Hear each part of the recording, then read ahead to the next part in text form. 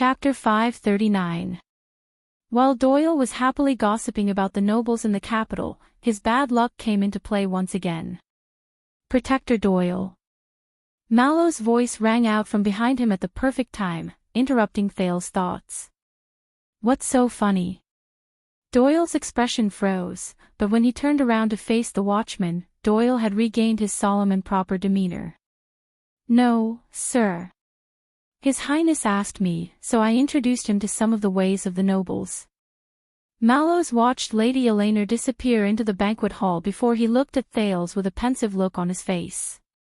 Is that so? Thales chased away the image of tiny iron spike from his mind and laughed dryly. You can say that. Behind him, Doyle nodded sternly. Glover was expressionless. Mallows snorted softly, but remained indifferent. Very well, are you ready? In the distance, he saw a middle-aged noble with makeup and his wife alight from the carriage. After signing his name at the entrance of the hall, he smiled and asked his attendants to present him a gift. He straightened his clothes and walked towards Thales under the guidance of the attendants. Of course. Thales sighed and put on a smile that was as beautiful as a flower. But Mallows shook his head and pointed at Doyle. No, not you, Your Highness. I mean, him. Doyle's back was facing the entrance of the hall. Me? Why? At this moment, a heart-wrenching cry exploded in the air. Ah, Your Highness, Your Highness, Your Highness Thales, ah. Thales shuddered, almost thinking that he had encountered a vengeful spirit. The attendants, soldiers, guards, second-class guests at the side door, and countless people were attracted by the cry. They quickly turned their heads in shock. Under everyone's gaze, a middle-aged noble with an oily face, who was rather plump, rushed in from the entrance of the hall and threw himself in front of Thales. Without waiting for the shocked Thales to react, the responsible Glover cautiously pulled the prince back and pushed Doyle forward. The middle-aged noble was the first to pounce on Doyle, who was caught off guard. Doyle's expression turned sour. But the person did not give up. The noble who was sprawled on the ground shrank his features and scrambled towards Thales. Your Highness. Thales was so shocked that he shivered again. Glover had no choice but to protect the prince behind him, while Mallows moved to the side at ease and watched from the side. The guest did not show any intention of getting up. He continued to stretch his arms forward and pounce on Thales' legs. The bright god has eyes, the holy sun is wise, the setting sun bless us. Constellation has finally had its fated heir. We, the 7 Jade Star attendants, have finally been rewarded for our loyalty. His tone was sorrowful and mournful. Anyone who heard it would feel sad and cry. Thales was dumbfounded. What was going on?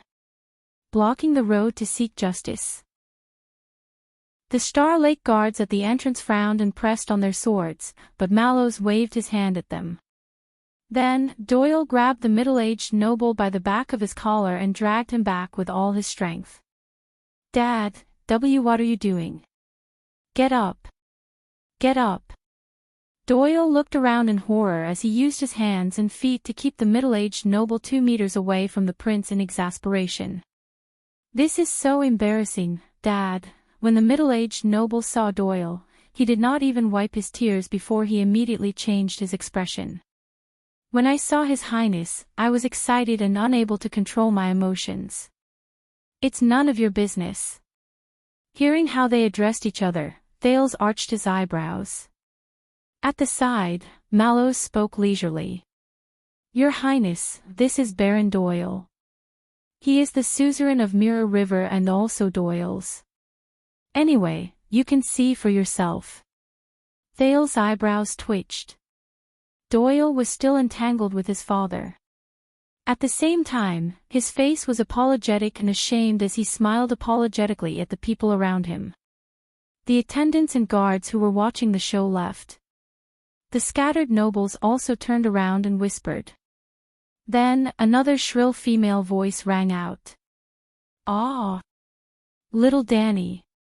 How can you treat your father like this? A noblewoman with thick makeup rushed over from behind and hugged old Baron Doyle. At the same time, she waved her handkerchief at Doyle to chase him away, forcing him to let go of her. He's old and in poor health, and you're still so inconsiderate. We're so pitiful, old Baron Doyle cooperated and panted. He coughed and fell into his wife's arms. The Baroness sobbed. Are you worthy of all the hard work we've done to raise you? Old Baron Doyle and his wife held each other's hands and slid on the ground. They looked at their son, who was troubled and at a loss. Their expressions were determined and sorrowful. They looked like a couple who shared the same heart. They looked like a bully bullying an honest couple on the street. Raised? Doyle looked gloomy. You're just my stepmother, so what if I'm a stepmother? The Baroness held her husband's arm and stood up. There were still traces of tears on her face, but she instantly changed her expression. She waved her handkerchief and said fiercely, Is a stepmother not a mother? Your food, clothing, night's fees, the cost of picking up girls, which one of them is not our hard work? Doyle completely gave up on the possibility of saving his family's reputation. He could only cover his face and sigh. Thales was dumbfounded by this family ethics drama. Old Baron Doyle wiped his snot and stood firmly after much difficulty. But he saw Thales' expression change again. This time, he was extremely enthusiastic. Ah, Your Highness. Look, you're standing here, in front of the portraits of the 3 constellation kings. It might be a coincidence, but who can say that this is not a sign? The courage and fearlessness of the Supreme King of Renaissance, the dignified posture of the legendary Oath Keeper, the wisdom of the virtuous king. You're practically a gift from the heavens. The 3 of them are one. Thales could not take the compliment. As old Doyle spoke, his tears and snot flowed. Jade Star has a son who has just grown up. If the late king knew about it, he would definitely smile in Hell's River, or the Kingdom of Heaven. Thales forced himself to smile stiffly and returned the greeting from afar. But Dodd didn't share the same opinion. He apologized to the young duke with a smile and pulled his exaggerated parents aside. Father, what are you doing? Old Doyle lowered his head and whispered in dissatisfaction, It's all because of you. Me? I heard from the servants that you're such a troublesome fellow. You actually offended Madame Gines. Do you know how terrifying she is? Do you still want to stay in the capital? Doyle sighed and said, What does that have to do with you? You're so thin-skinned that you can't even find a girlfriend. Of course, flattery can only be done by me. You speak as if your face is useful, brat, you, and it's not that I can't find a girlfriend, huh? Do you want to be an idiot like the Caribbean family? Find a boyfriend. Father, you, hurry up and go inside. Wait, I forgot to kiss His Highness' hand. Ah, I'll kiss him for you. On the other side, Thales and Glover looked at each other helplessly. Mallows, on the other hand, looked as if he was used to it. Finally, Doyle, who had sent off his amazing parents, turned around with lingering fear. He wiped his forehead and realized that the prince and the others were staring at him as if they were watching a play. Thales' expression did not change. He extended the back of his hand in understanding. Do you want to kiss it? Doyle froze for a moment and said obsequiously, No, no. But it's not because I don't want to kiss it. In fact, I kiss it in my heart every day.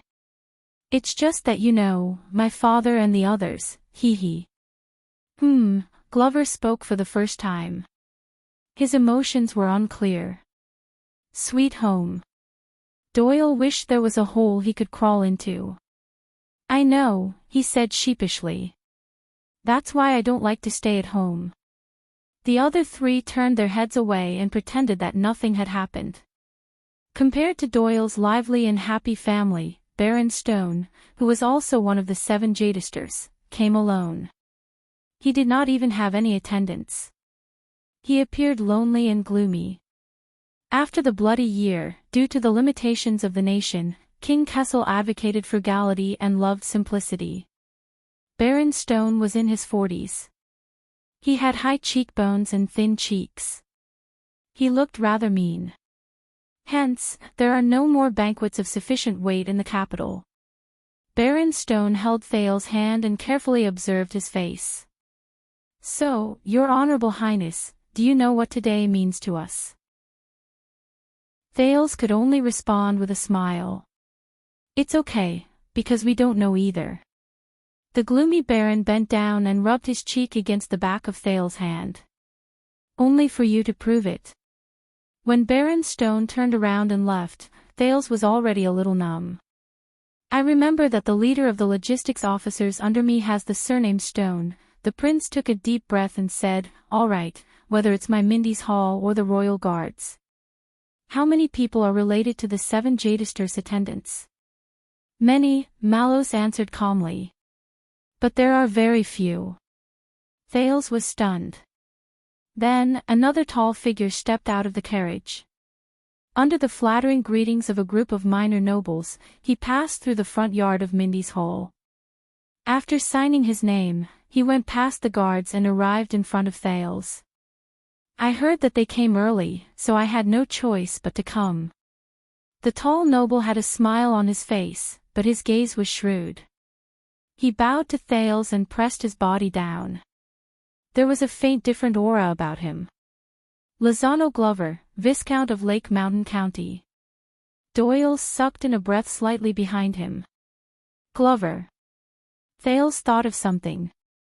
He resisted the urge to turn around. The Duke of Star Lake continued to smile perfectly.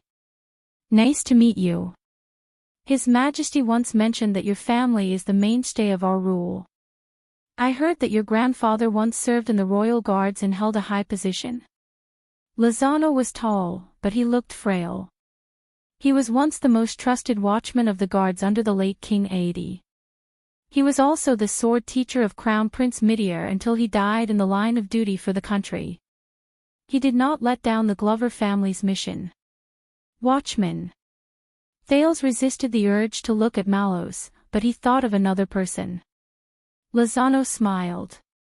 "I work in the Department of Finance, so I live in Eternal Star City. If you are free, Your Highness, why don't you come to my house in Eastern City District for a chat?" Work in the Department of Finance, important position. No wonder.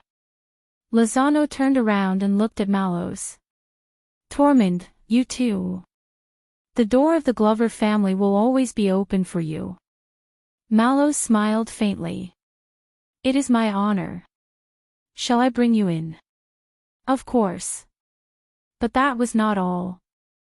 Lozano unexpectedly turned to the silent Doyle. "And Danny Doyle, right?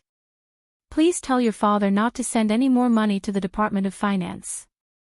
We cannot accept it. Even if we do, we cannot skip this year's land settlement and tax inspection." Doyle's face instantly turned red. Before he left, Lozano looked at Thales again and said seriously, "I hope you understand, Your Highness. We will always be loyal to the throne and the 9-pointed star crown." Hence, when Lozano Glover and Mallows left together, Thales and Doyle heaved a sigh of relief. They felt like they had been freed from some sort of pressure. Doyle snorted softly. "What did I say? TSK, money management." "Yes." And Thales resisted the urge to turn his head to the side. But obviously, someone could not resist. "Hey, zombie, aren't you going to say something?" Doyle looked at Viscount Glover's back curiously, then turned to look at his colleague. "That's your eldest brother, a suzerain, and money management. If I were you, I would be running like a dog." Glover turned his head abruptly. His sharp eyes stared straight at Doyle, and they were as cold as ice. Doyle panicked, and even Thales, who was stuck in the middle, froze. Glover stared at Doyle coldly for a few seconds before he spoke slowly. enunciating each word clearly. "I am diligent." It seemed to be the first time Doyle saw Glover like this. He was stunned for a few seconds before he forced himself to smile. Okay. Glover then turned around and nodded slightly at the prince, who was watching the show in a daze. Doyle shrank to the side and shot Thales an aggrieved look. He pursed his lips in indignation. But Thales did not have the time to care about their interaction. The prince took the cup of water and replenished himself. His gaze went past the entrance hall and the defense line formed by the guards. He looked at the crowd outside and the grand scene of carriages going back and forth. He knew that he would only get busier in the future. But he was already quite tired. The few hereditary vassals from Central Territory who arrived earlier did not seem as domineering as the 19 nobles, but when Thales dealt with them, he felt that it was more tiring than the National Conference 6 years ago. But he could not rest. According to Gilbert's instructions, while he was tired, he had to pay more attention to his appearance, etiquette, actions, smile, posture, and the way he spoke. 6 families. Thales counted the families with his fingers, and he attracted the attention of 2 personal guards. Patterson, Adrian, Barney, Doyle, Stone, Glover. If my history lesson over the past few days is correct, there are only a few families in Central Territory who can compare to these 6 families in terms of reputation, history, and strength. Thales watched in boredom as the guests outside the hall were slowly separated and led to suitable entrances and positions.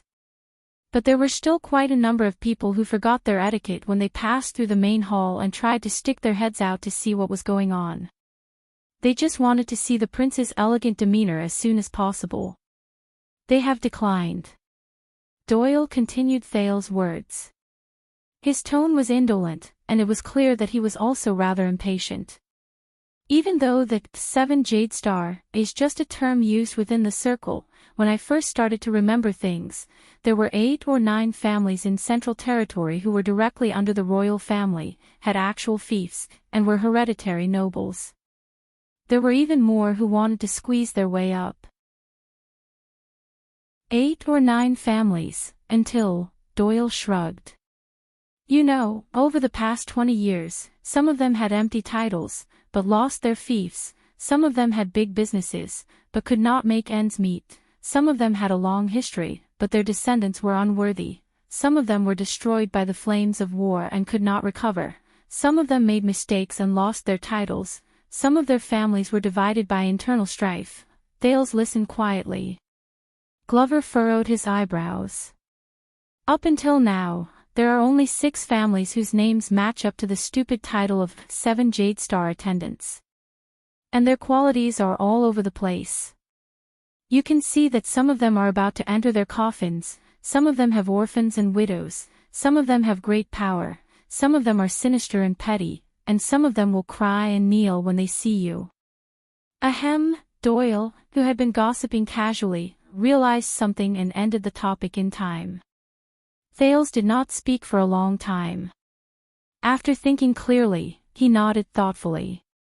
In the next 10 minutes or so, the number of guests that the prince had to greet increased, but almost all of them were the king's partisans whom Thales was familiar with 6 years ago, and some were even the new nobles in the imperial conference.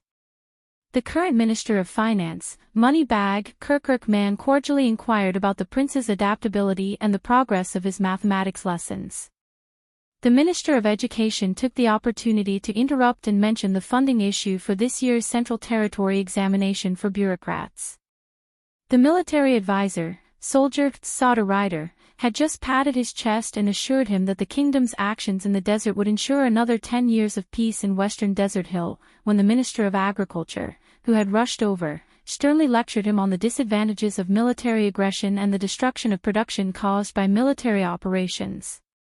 He also argued that there was an asymmetry between the benefits of looting and farming in peace. Baron Garth, who managed the mint, had just warmly invited the Duke of Starlake to visit the kingdom's source of wealth, and it would be best if he could listen to their plan to issue currency that had been rejected by His Majesty. The Minister of Supervision of the Royal Family Bank had rushed over in a hurry and rudely interrupted the conversation, strongly suggesting that Thales open an account in his own name as the Royal Family Bank's 3,000th distinguished noble customer. During this period, Thales had been greeting and seeing them off, and he felt his face go numb from all the squeezing. To be honest, he would rather go back to the Night of Dragon's Blood 6 years ago and face the 5 aggressive archdukes. No wonder the saying of a certain noble family was, better to die for a friend than to die for an enemy. However, in the next moment, as a carriage drove over, the nobles who lined up in the front yard fell silent. A noble in his prime stepped down from the carriage and walked towards Mindy's hall, accompanied by an old servant. The nobles' voices boomed again, and the soldiers and guards subconsciously stood straighter. "Doyle, go and take a look." Thales, who finally had the time to catch his breath, sighed and raised his head. "Who is it this time?" But Thales' words came to an abrupt halt. Outside the hall, the noble in his prime had an elegant demeanor, but he had an easygoing temperament. There was an occasional majesty in his disdainful gaze. With every step he took, he would patiently nod and return the greetings from the low-grade nobles who greeted him. He did not put on any airs, but he had his own elegance, which made people admire him wholeheartedly. Thales was stunned. "Ha, I know. That's a big shot. He often stays in the capital for short periods of time. His status is..." Doyle was about to continue speaking, but Thales suddenly raised his hand and stopped him. Thales stared at him with a complicated expression. He stared at the family emblem on the other party's sleeve.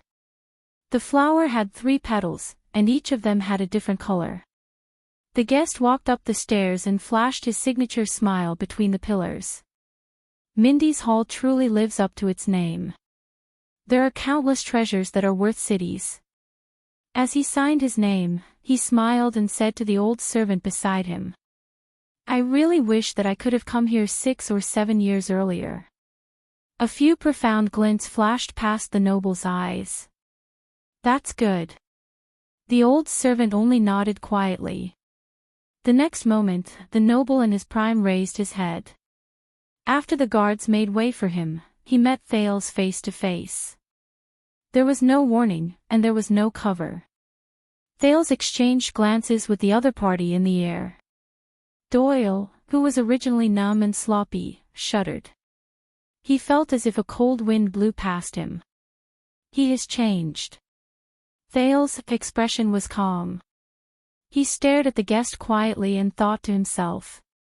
"His bearing is more mature, more natural, more..." The prince rubbed his gloves gently. "He has changed." The guest's expression did not change. He stared at Thales quietly and understood. His gaze was sharper, firmer, and more. The guest narrowed his eyes slightly. At that moment, it was as if they were the only ones left in the large and lively Mindy's Hall. But Thales and the guest flashed friendly smiles at the same time. As if they had a tacit understanding, they walked towards each other at the same time. So what?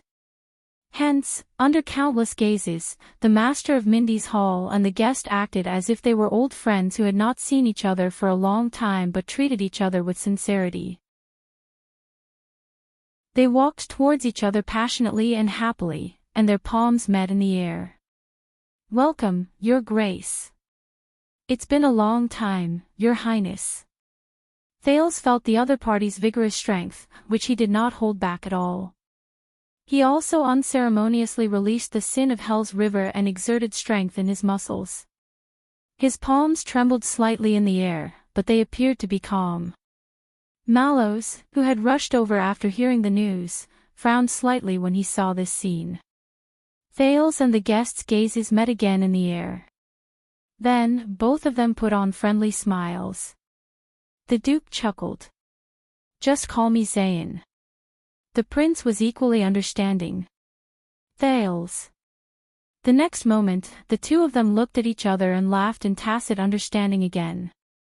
With the arm they held as the center, they hugged each other, and their other hand clasped the other party's shoulder. Thales suddenly realized that he was only half a head shorter than him. At some point in time, the other party's once unreachable height was no longer an obstacle. In the eyes of outsiders, Prince Thales and Duke Zayn were close friends. They had not seen each other for years, but they were like old friends. When they ran towards each other, they wished they could stay up all night and talk to each other. However, only Thales and Zayn, who were hugging each other tightly with their necks pressed against each other, knew how sincere their feelings were at that moment. "I knew that the Northlanders couldn't do anything to you," Zayn whispered in his ear, his tone strange.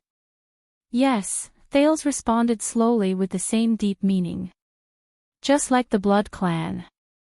At an angle that could not be seen, the two of them turned their heads and glanced at each other from a distance that was close to kissing. Zayn's gaze was cold, as if frost had descended. Thales' gaze was sharp and pierced straight into his heart. "Welcome back, the Duke of South Coast," Zayn Covendier said softly. "The nine-pointed star." "Sorry to have kept you waiting, the Duke of Star Lake," Thales' jade star sneered faintly. "Iris flowers." The next second, the two most influential people in the kingdom separated as soon as they touched and let go of each other. Their perfect and warm smiles returned. It showed that in this era, the people of the kingdom were most proud of unity and harmony. Chapter 540. When enemies meet, it's like a spring breeze. When bosom friends reunite, their eyes turn red. During the days when he was living under someone else's roof in Dragon Cloud City, Thales had dreamed of returning to Constellation countless times. But if there was anything that could extinguish his homesickness, it would be the elegant and perfect smile of the Duke of Iris Flowers, Zayn Covendier. Prince Thales would never forget the crazy scenes he encountered in Constellation Realm when he went north as an envoy 6 years ago. Regardless of whether it was the mummy-like demonic vampire who opened her bloody mouth and black eye sockets at him while howling shrilly, or the limbless, pure white bloodthirsty monsters who pressed him under their bodies in an irresistible manner and tore at his neck. These two were the surprise scenes at the end of most of his 6 years of nightmares, second only to Giza, who occasionally appeared as a hidden boss, in the ultimate nightmare, urging him to sleep early and wake up early, and to stay optimistic. Every time he thought of this, Thales felt a dull pain in his neck. It felt like it was being strangled, but also like it was being bitten through. So Thales would never forget the culprit of all that. "I didn't expect you to come, my friend the Duke." Thales smiled like a flower. His right arm wrapped around Zayn's back and rested on his other shoulder. In the eyes of others, he and the Duke of Iris Flowers were like brothers, holding each other's arms as they traveled together. At least, not so early. Zayn also smiled gently. His left arm wrapped around Thales' neck, as if he was hugging his own younger brother, naturally and affectionately. "These few months, I've missed your highness very much. I can't wait to see you. My friend the prince." Zayn's voice was as gentle, elegant, friendly, and easygoing as before. Even better than before. "Missed very much," Thales burst into laughter. "So, what is it this time?" Thales brought out quick rope's profound business promotion skills. His smile was as bright as the sun, and his tone was elated. "Poison. Assassination. Framing. Spreading rumors. Framing." Thales' voice was so soft that even Glover, Doyle, and Zayn's old butler, Ashford, did not hear him clearly. He moved closer to Zayn. "Or are you going to learn from the Northlanders, roll up your sleeves and *CK me"? Under everyone's watchful eyes, Zayn laughed out loud. The guests who were stopped by the guards and servants outside and were waiting to enter saw this harmonious scene and nodded in relief. Many people were talking about the scene. It was obvious that the Duke of South Coast had just laughed at one of the prince's humorous jokes. It was rare that the Duke showed his true feelings without any pretense. The prince was also sincere and honest, without any pretense or pretense. You see, the great people are actually ordinary people too. They live the same life as us, have similar joys, suffer similar troubles. If you don't believe me, look at their natural and friendly smiles. How is there any difference between them and you? So, we are only different from the princes and dukes. We are not superior or inferior. We are all important members of the kingdom, and we are working hard for Constellation's future. Since they are working so hard for the kingdom, we should have hope and confidence in them. Even if they have some shortcomings, we still have to put ourselves in their shoes and be tolerant and patient. This is true love. Sigh. My dear friend, don't push any further. There's no space left. It's none of my business whether you can see or not. I came here today to see His Royal Highness and the Duke in person. Sigh, they are leaving, hurry up. Oh, those in front, move aside. You guys are blocking, I can't see. Prince Thales. Duke Zayn. You guys walk slower. Thales. You. Zayn ignored the little twists and turns outside the arena. He affectionately shook the prince under his arm and lowered his head to the latter's ear. You know, for the past 6 years, I have also been thinking, he whispered softly, like the spring rain. If you return with glory, how should we get along? There was a hidden meaning in his words. How should we get along? Thales snorted almost inaudibly. Inexplicably, the scene of King Nuvan challenging the enemy who killed his son to a duel flashed in his mind. We have to respect each other and do our own thing. They continued to move forward steadily. But in the next moment, Zayn's gentle whisper suddenly cooled down. Or entangled in hatred and fight to the death. Thales' footsteps paused slightly. Even Zayn slowed down. It sounded like a request for a truce. But, Thales turned his head slowly. His smile remained, but his gaze gradually turned cold. Don't worry. Zayn patted him on the shoulder in a friendly manner, like an elder brother encouraging the younger generation to move forward. You have plenty of time to think about it, because what you have to worry about today isn't me. At an angle where no one could see, the smile in Zayn's eyes faded slightly. At least. It's not just me. Thales was silent. But in the next second, the prince's eyebrows twitched slightly, then he burst into laughter. Zayn also lowered his head, the corners of his mouth curling into a smile. Their strides returned to normal. In the eyes of the onlookers, the Duke of South Coast and the Duke of Star Lake's jokes were getting more relaxed and easygoing. They were laughing their heads off. Mallows, who had been leading the way, frowned slightly. Behind him, the butler, Ashford, was still expressionless. The watchman signaled to Thales that he could take over and led the Duke to the banquet hall. But the overjoyed prince waved his hand and insisted on accompanying the Duke to the end of the journey. The guests on the other side noticed the scene and were moved by the friendship and affection between the two. You know, there was a time when I didn't understand why you wanted me dead, even though we no longer had any conflict. Thales' laughter gradually faded. He spoke softly and patted Zayn's back vigorously at the same time. The Duke of Iris Flower's body swayed slightly, but his smile remained. But later, I figured it out. Thales leaned on Zayn's shoulder and winked slyly. What do you think? Figured it out. At that moment, Zayn's footsteps became fragmented. The Duke lowered his head slightly, as if thinking about something. Thales cooperated with his pace considerately and waited for the other's response with a smile. A little advice, Your Highness. A few seconds later, Zayn looked up. His expression did not change, but the corners of his lips moved slightly. Take care of yourself, child. Don't meddle in other people's business. Despite the smile, the warmth in Zayn's tone was transmitted to Thales' ears, giving him the illusion of a slight chill on his back. Zayn glanced at him lightly, but a cold glint flashed across his eyes. Don't look for trouble. Only regret. Thale's heart skipped a beat. The Duke of Star Lake was silent. The next moment, they walked into the banquet hall. Many of the guests who entered earlier were already seated and were waiting elegantly and patiently, greeting each other from time to time. There were also quite a number of people in groups of 3 to 5, standing together and chatting happily and politely. The arrival of the Duke of South Coast and the Duke of Star Lake undoubtedly attracted everyone's attention.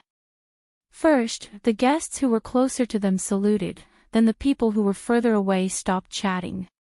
Perhaps they did not expect to see the important figures take their seats so soon. A few seconds later, a small uproar broke out in the banquet hall. The guests of higher status, Mr. and Mrs. Doyle who smiled obsequiously, Viscount Lozano Glover, and Eleanor Barney who brought along her child, after seeing the 9-pointed star badge on the Baron's hand, the number of noblewomen surrounding Lady Eleanor suddenly increased, all stood up and bowed to her. The atmosphere immediately became lively. Zayn and Thales naturally let go of each other, tacitly and cooperatively returned the greetings to the guests, and occasionally responded to their greetings. Unlike the National Conference 6 years ago, which could be said to be a mix of good and bad people, those who were invited to Holy Pursuit Day and the Prince's Homecoming Banquet were naturally not ordinary people. Even the guests at the periphery were neither servile nor overbearing, friendly and appropriate. The attendants and guards fulfilled their duties responsibly, making way for the Duke and the Prince, watching them leave without disturbing their conversation. However, only Thales knew. In this warm and harmonious moment where the host and guest were well matched, his invisible confrontation with Zayn reached its peak. The youth's footsteps were short, and his pace was slightly faster. Zayn's strides were longer, and the frequency was slightly lower. The two of them walked side by side, occasionally adjusting their pace for each other. But for some reason, the rhythm of their footsteps could not be matched.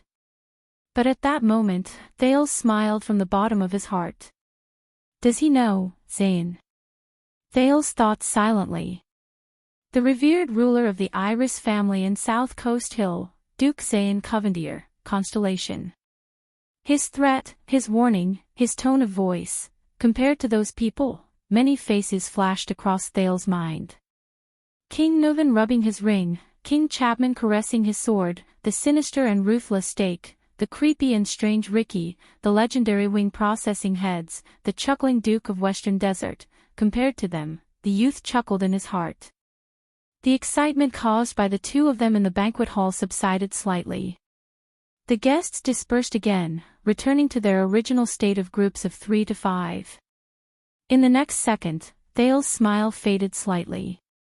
He put down his greeting hand and grabbed Zayn's shoulder unceremoniously.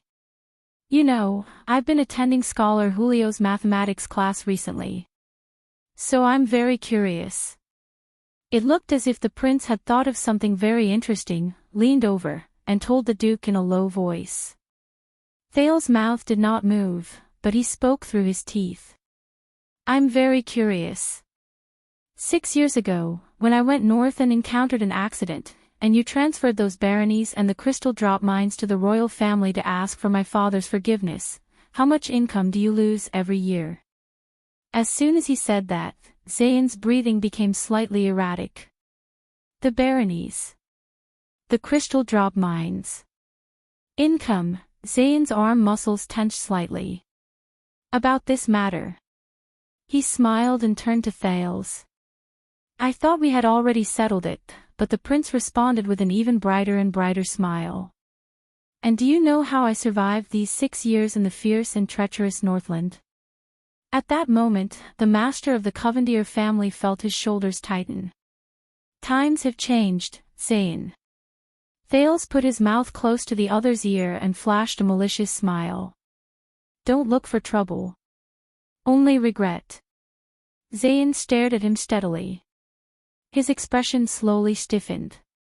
In many people's eyes, Prince Thales was extremely happy. He was whispering something into Duke Covendier's ear along the way, while the latter patiently and dotingly listened to the youth's words. There was not the slightest hint of displeasure, let alone a cold expression. Like brothers. It made people feel gratified, and the corners of their lips curled up. Since the prince and the duke, one was young and pure, lively and cheerful, the other elegant and wise, gentle and honest, together built a friendly and warm atmosphere, then the guests on the periphery would naturally be deeply affected and sincerely resonate with them. They wished they could be one with these two noble role models who led the masses and set an example for the world. So the banquet hall suddenly became a sea of joy. The bloodthirsty feuds that used to see blood when they met were no longer at odds, and they smiled away their enmity. They embraced each other and tolerated each other like brothers. Strangers who usually did not interact with each other also felt like old friends at first sight. They chatted happily, and only lamented that it was a pity they met too late. At this moment, Mindy's Hall truly displayed the unique spirit and style of the times of the nobles and commoners inside and outside the Palace of Constellation. They were united and full of fighting spirit. Thales and Zayn finally stopped. But the two of them still stared at each other with smiles, as if they understood everything without words. Mallows, who was in front, had to raise his voice to remind the two people who were immersed in their gazes, "The guests have arrived, His Highness should go back to greet the other guests." Finally, Zayn smiled and put his hands around Thales' shoulders. His tone softened. "I understand, Your Highness. Please don't worry."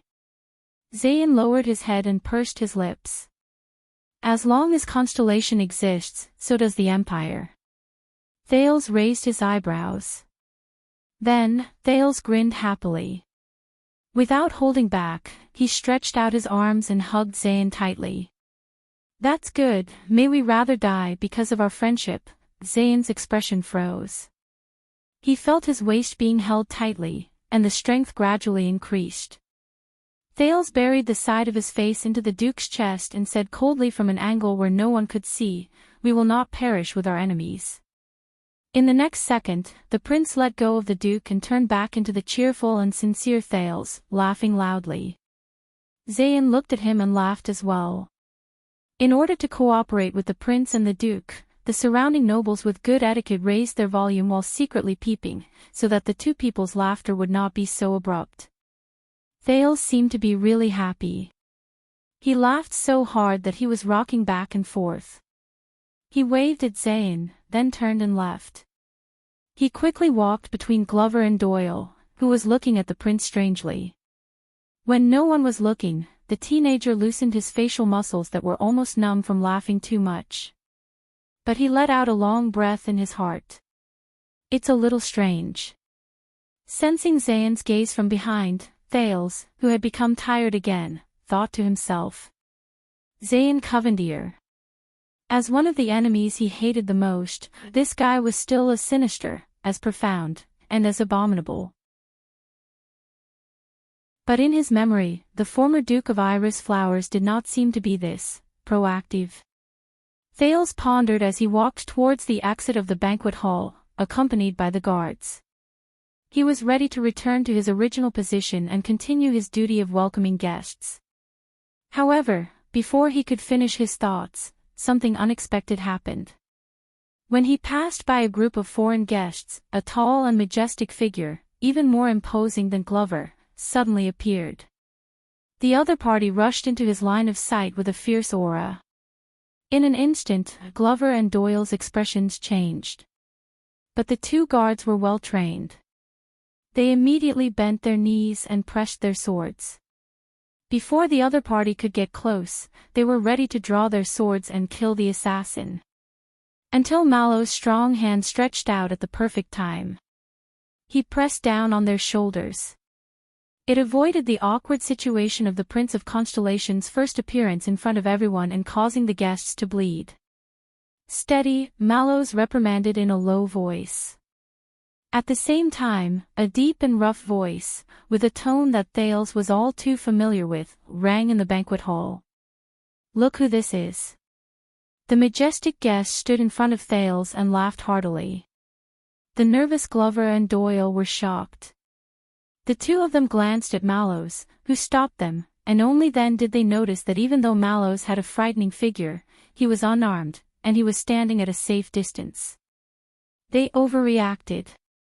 Thales, on the other hand, looked at the stranger in front of him in shock. This man had a body as thick as his beard, and his clothes were thick but slightly rustic. He looked like a bear.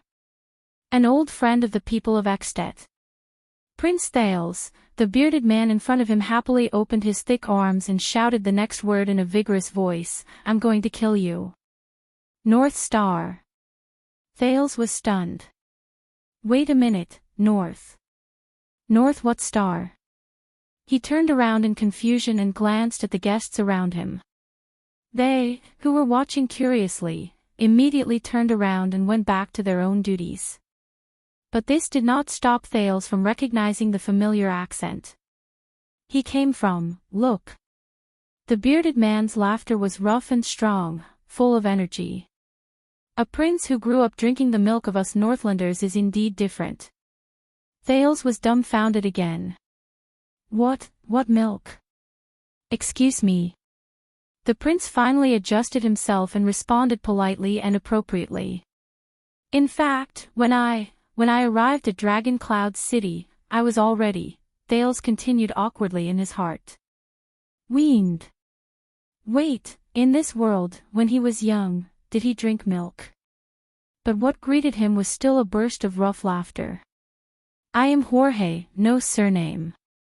The Northlander who called himself Jorge patted his chest hard, like the rumbling of a drum, startling a few Constellatiate nobles nearby and subconsciously distanced themselves.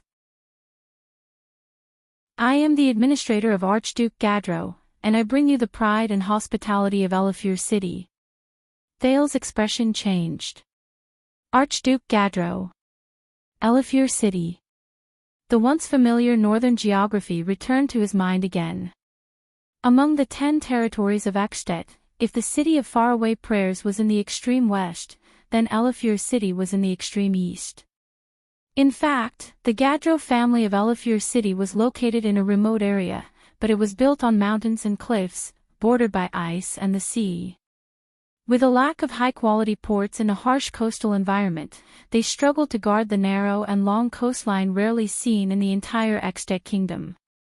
To the north, they could support the Sentinel region and the Glacier Sea by sea. To the south, the fleet of Elefure City could communicate with Reformation Tower and Black Sand region, and control the eastern seaports of Constellation. To the east, the vassals of the Gadro family had to fight against the Cass pirates, the Sons of the Maiden, who dominated the islands. In some extreme times, they had to face the threat from the other side of the Sea of Eradication, and sound the first horn of war in the peninsula. 6 years ago, Archduke Gadro did not respond to King Nuvan's invitation to Dragon Cloud City to witness the night that shook the western peninsula. But Thales remembered how Count Leesban called him, that sanctimonious man with a goatee. However, Thales looked thoughtfully at the familiar yet unfamiliar northerner Jorge in front of him. He came to attend his homecoming banquet? It is the honor of 3 lifetimes to meet you. Even the bright moon is startled. Jorge spouted **t grammar, but he laughed heartily and happily extended his arms towards Thales. My North Star. Thales raised his eyebrows. North Star. Thales repeated in confusion. What kind of name is that? Yes. Jorge's every call seemed to shake the floor tiles under his feet. You stayed in Dragon Cloud City for 6 years, Jade Star boy. He clapped his hands fiercely, ignoring Glover and Doyle's contemptuous gazes. So after you returned to the country, everyone called you North Star, because you are the most courageous person in the past few hundred years, and the one who lived the longest in the north. Jorge looked excited, and his voice shook the dome. The King of Constellation. At that moment, it was as if the entire banquet hall fell silent. Everyone turned and stared at this corner. 1 second, 2 seconds. Jorge noticed the silence around him and froze for a moment. He looked left and right cautiously. The administrator of Elafir City took a deep breath and looked at the prince in front of him, who had a stiff face and looked like he had nothing left to live for. He seemed to have realized something. What I mean is, Jorge grinned and awkwardly rubbed his protruding belly, like a big bear taking a bath. He spread his hands innocently and smiled awkwardly. King-to-be.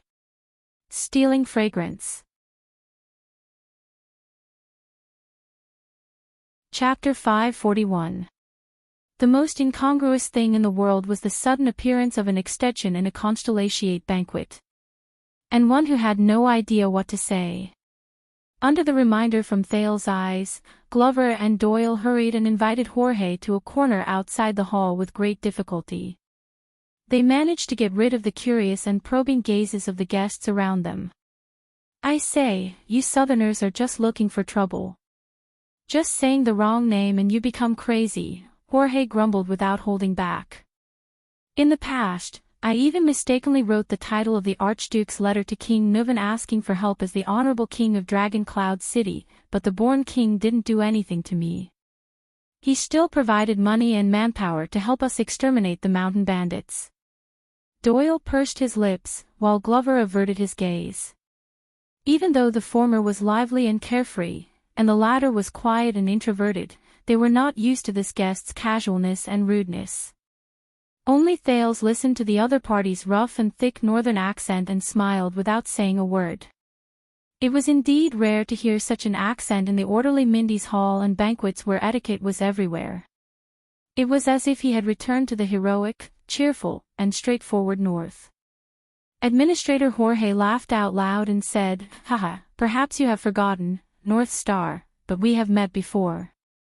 Thales asked suspiciously. When? Wow, you are really forgetful, aren't you?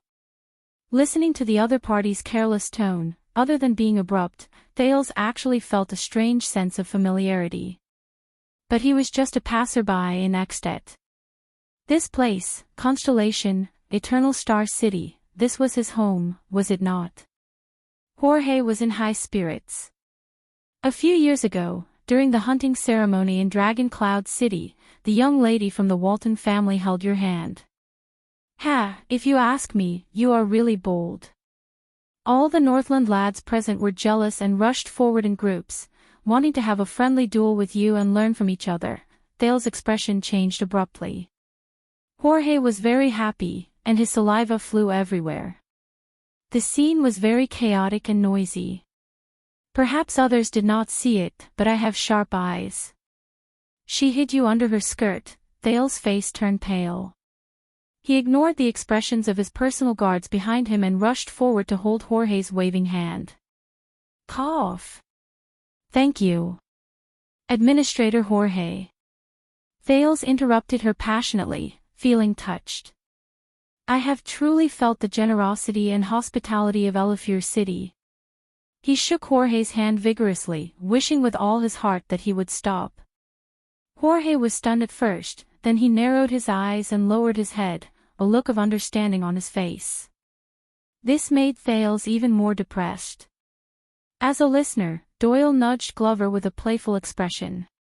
Unfortunately, the latter only furrowed his eyebrows and did not show any intention to share his interest.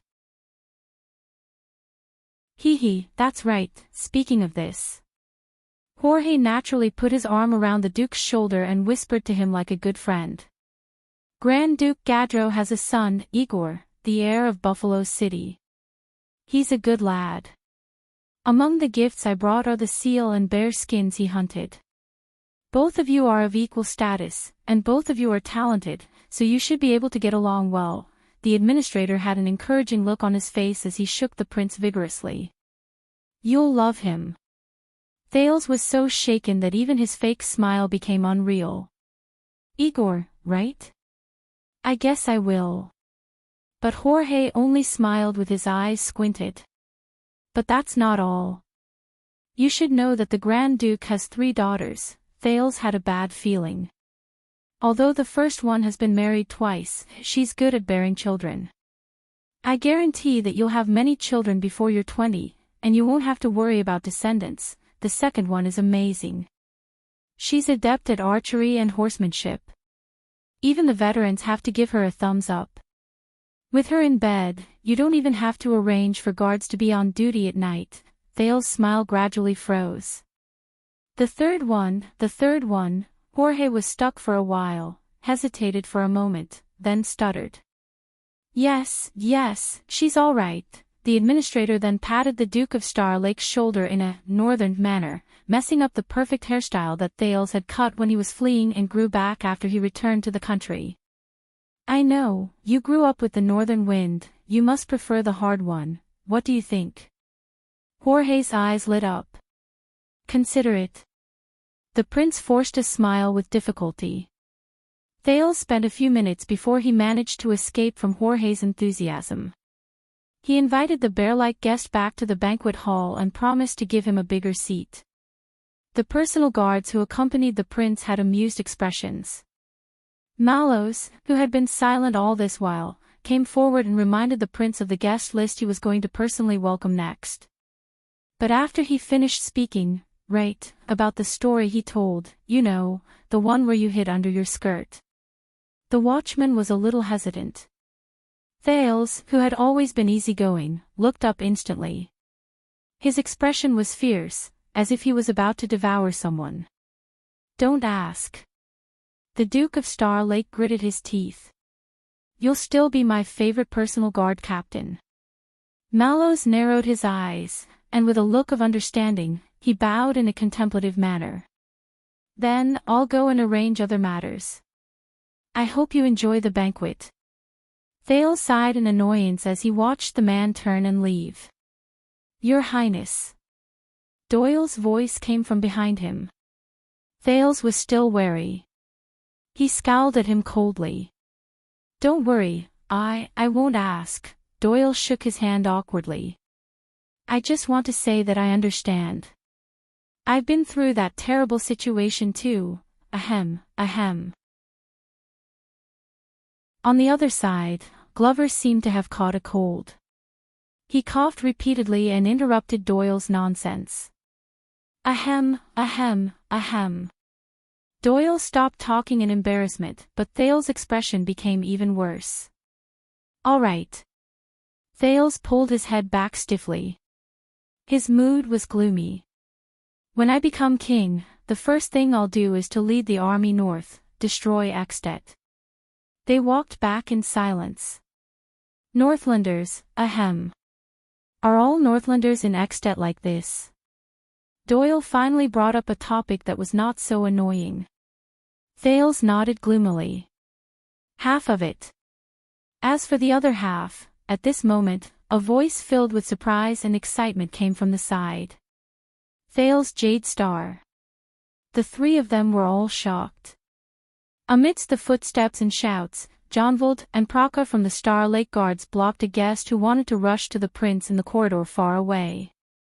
The latter waved his hands and tried to get close to Thales, but he could not. Thales looked at the other person's appearance. He had a bowl cut that reached his ears, and felt a strange sense of familiarity. Until he saw the emblem of a shining blade on the guest's clothes. "Nice to meet you. I am Lev Trentide, the son of the Archduke of Reformation Tower." The guest smiled obsequiously and spoke with the same familiar Northland accent, but it was much lighter than Jorge's. "Reformation Tower, Trentide. That's interesting." Another bowl-cut man, who was much more mature and cunning, appeared in his memory. He had an even more imposing aura and majestic aura. Thales nodded and asked the guards to let go of the Northlander who broke the rules and came to him without guidance. "Lev, right?" Thales squeezed out his signature social smile. "I know your father, Archduke Trentide, what a coincidence." Lev smiled with his eyes narrowed. "I know him too." Thales was silent for a moment over this terrible joke. "Young Trentide." He looked at the fake smile on Lev's face and the sparkle in his eyes. "Yes, he's my biological son." "Very well, please send my regards to your father."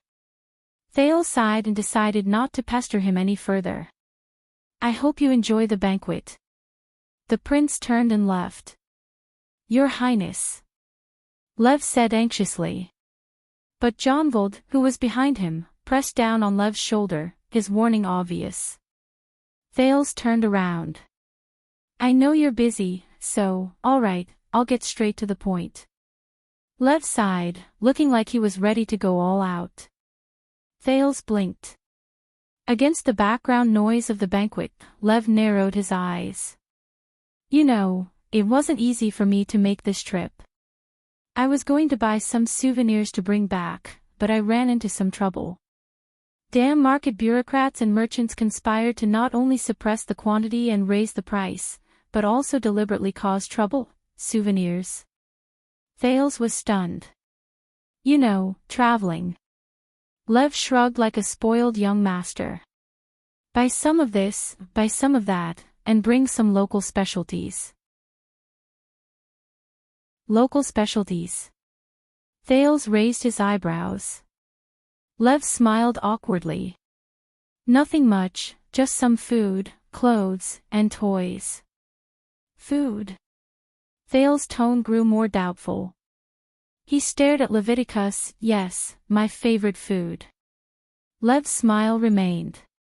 I just need some local officials to make things easier for me. Thales looked at him for a few seconds. I can't do that.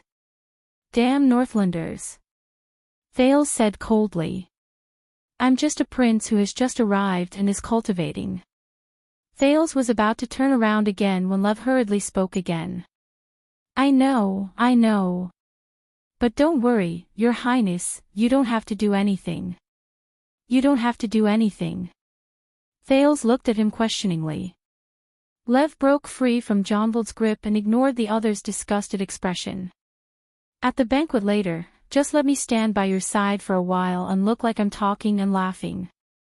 The official who caused trouble for me is also present today, and he's trying his best to get close to you. Lev looked at Thales with an eager expression. Sorry. Thales shook his head and prepared to leave. Maybe you should take out your official identity and go to the Department of Foreign Affairs to see how they can help. But, Lev spoke again. This time, he sounded like he was pleading. First of all, it's too high profile and eye-catching, you know. Second of all, he shrugged in embarrassment. The exchange rate hasn't been good recently, and my funds are limited. Too high profile, the exchange rate isn't good, wait a minute. Reformation Tower. Trent idea. Bring specialties. The prince pondered for a while and came to a realization. Alright, but if I help you. Thales turned his head around and snorted softly. What do I get? Lev froze for a moment, then let out an awkward smile. Friendship from Reformation Tower and the Trentide family. Thales raised his eyebrows. A friendship between Reformation Tower and Trentide. Sounds good. But, Thales chuckled. How much is it worth? Looking at the other's reaction, Lev seemed to know how famous his family was. Alright, listen to me. Lev took a deep breath and, ignoring Glover and Doyle's expressions, leaned close to Thales' ear and whispered something. Thales' expression changed. Unexpectedly, a few seconds later, Thales nodded solemnly. Deal. Lev's eyes lit up and he snapped his fingers. Young Trentide grinned and said, I knew you were easy to talk to. My father didn't praise Constellation for having a Thales in vain, but the Duke of Starlake interrupted him. I remember that your father is a cautious man who thinks twice before making a bet, the prince said faintly. Does he have any objections to you coming to Constellation to look for me at this time? Lev paused for a moment, but looked at the prince thoughtfully. As a son, Lev stared at him with a meaningful smile. If I'm always controlled by my father, I'll never be able to become an adult, right? Thales was silent for a moment. He suddenly thought of another Archduke's son, the Viscount of Dual Wind City in the City of Faraway Prayers, Nuisance Ian Rockney.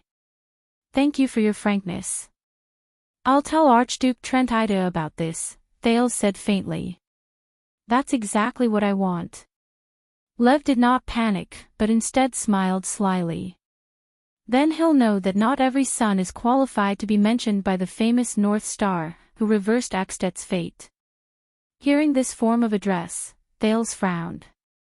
Do you Northlanders call me that? Of course there are others, but this is the best. Lev looked at Thales cautiously and grinned. Or would you rather be called the Archduchess's little star? Thales' small face darkened. The surrounding guards looked at each other, their expressions turning strange again. Thales sighed. North Star. This nickname. Oh Sunset, do you think that a prince who just returned from Axted doesn't have enough trouble in Constellation? Thank you so much, Northlanders. Just as Lev was about to leave, Thales suddenly spoke.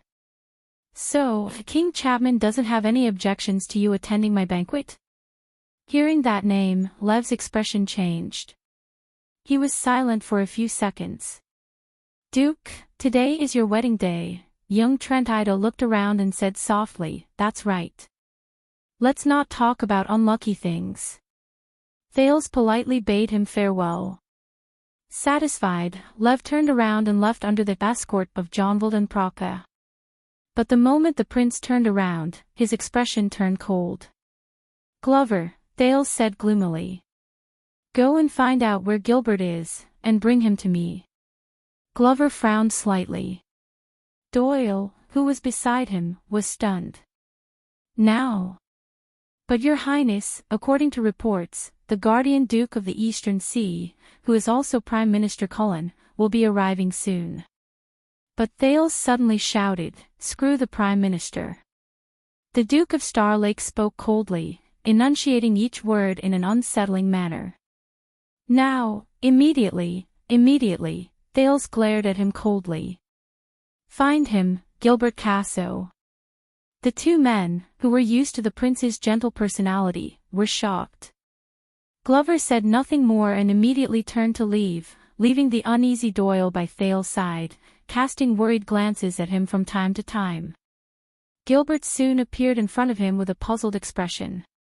But Thales dismissed Doyle and Glover, and went straight to the point. What happened in Axted? Gilbert was instantly stunned. What happened? Everything should be normal. After eliminating the dissidents, Chapman I has been busy pacifying the internal affairs. But Thales interrupted him impatiently. Gilbert.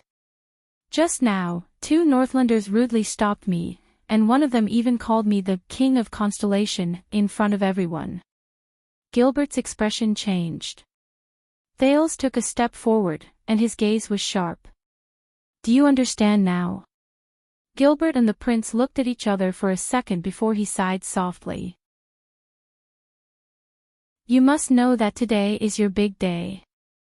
After today, you will officially enter the social circle of Eternal Star City and step onto the stage of the kingdom. If something really happens, it cannot compare to, but Thales only stared at the man. Gilbert, 6 years ago, you were the one who brought me to Mindy's Hall. That is why I believe in you. More so than the others. As he looked at the prince's expression, Gilbert wanted to say something, but he hesitated. His expression was complicated. A few seconds later, Count Casso sighed slowly. A few days ago, Axted's battle report came. Thales' expression tensed. As expected. Gilbert's cheerful and relaxed mood during the banquet was swept away. His expression was solemn as he entered full working mode. Dragon clouds, faraway prayers, and Defense City joined forces. Nearly 20,000 Northland warriors marched out of the border from the west in an aggressive manner. Their advance was like a hot knife cutting through butter. The Alliance of Freedom retreated step by step, and the entire Golden Passage trembled. Not long ago, Axted finally sent a large army to besiege Fort Liberté. Thales nodded. As one of the participants in the incident, he clearly remembered the internal and external causes of the war, the forces involved, and the dramatic twists and turns. I know that Extet wants to reassert their hegemony and status in the Golden Passage. The small alliance of freedom affected the political situation in the Western Peninsula.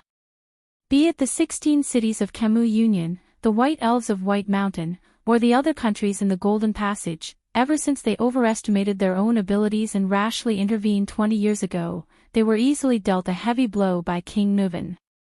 In the face of this crisis, in the face of the alliance of the three northern cities, all the forces would rather watch from the sidelines and protect themselves. No one dared to touch the dragon's reverse scale. That included Constellation, who took the opportunity to trick the Alliance of Freedom. But Thales realized something. Your expression, Gilbert. What happened? The Foreign Affairs Minister looked at Thales' reaction and sighed. You know, a few months ago, the Kingdom's Secret Intelligence Department's intelligence base in Extet was severely damaged, and it is still being rebuilt. The information we received is very messy, and we are still verifying it one by one. The Kingdom's Secret Intelligence Department has been extremely busy over the past few days. Thales directly skipped these pleasantries. Then what do you know? Gilbert was silent for a while. Thales fixed his gaze on him. Although it has not been completely verified, in general, Gilbert's tone was very calm. The Extetians could not attack the city and suffered heavy losses. Within a few days, they suffered consecutive defeats and suffered heavy losses. Their supplies were also cut off, and their rear was attacked. They were forced to give up on their target. The entire army retreated. Thales froze. That's right, Your Highness. At this moment, Gilbert sighed slowly. Between the lines, there was a sorrowful sentiment that only a person who was familiar with history could understand. Since the era of Nuvan VI, they rose to power with great momentum, and they were invincible. Under the rule of the Born King, their hegemony flourished, and their might shook the Western Peninsula, the Extet kingdom that fought countless battles and was invincible in the world. Gilbert sighed. Lost. Thales was dazed for a moment. Extet. Northlanders. Kingdom of the Dragon. Children of the Northern Wind and the Dragon. Descendants of the hero Rykru. Lost? Gilbert was still talking, but Thales seemed to be listening to him through a curtain. He nodded absent-mindedly. Throughout his long life, he had always put in a lot of effort to protect his own life, and he had to work hard to move through the endless political games and the whirlpool of the times, but for the first time, he felt it so vividly. Times have changed. Thales sucked in a deep breath. So, I believe that this makes your appearance today even more important. Gilbert's words echoed in his ears again. But Thales was no longer in the mood to listen. Say, Essie. Thales opened his mouth subconsciously, but he could only utter a few words. Gilbert furrowed his brows. Until the second prince raised his head indifferently. Where's the Archduchess of Dragon Cloud City? Gilbert remained silent for a while. He seemed to have expected this, but he also seemed to be hesitant to speak. But the Duke of Star Lake's gaze was too intense. It was hard to resist. According to the current information, Gilbert spoke with great difficulty. After the great victory, the Alliance of Freedom claimed, they've captured the enemy commander. I don't know if he's dead or alive. At that moment, Thales heard silence. It was as if the entire Mindy's hall had been silenced. Stealing fragrance. Chapter 542. Mindy's hall was still filled with continuous but restrained noises, except perhaps for the rude voices of the Northland and Dwarf guests. Many important guests arrived one after another, and the surroundings of the banquet hall became the most familiar social venue for the upper echelons of the capital.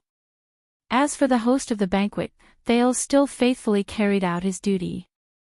So, Your Excellency, it is indeed a pity that I missed you, but who knows if this was all arranged by the Sunset Goddess.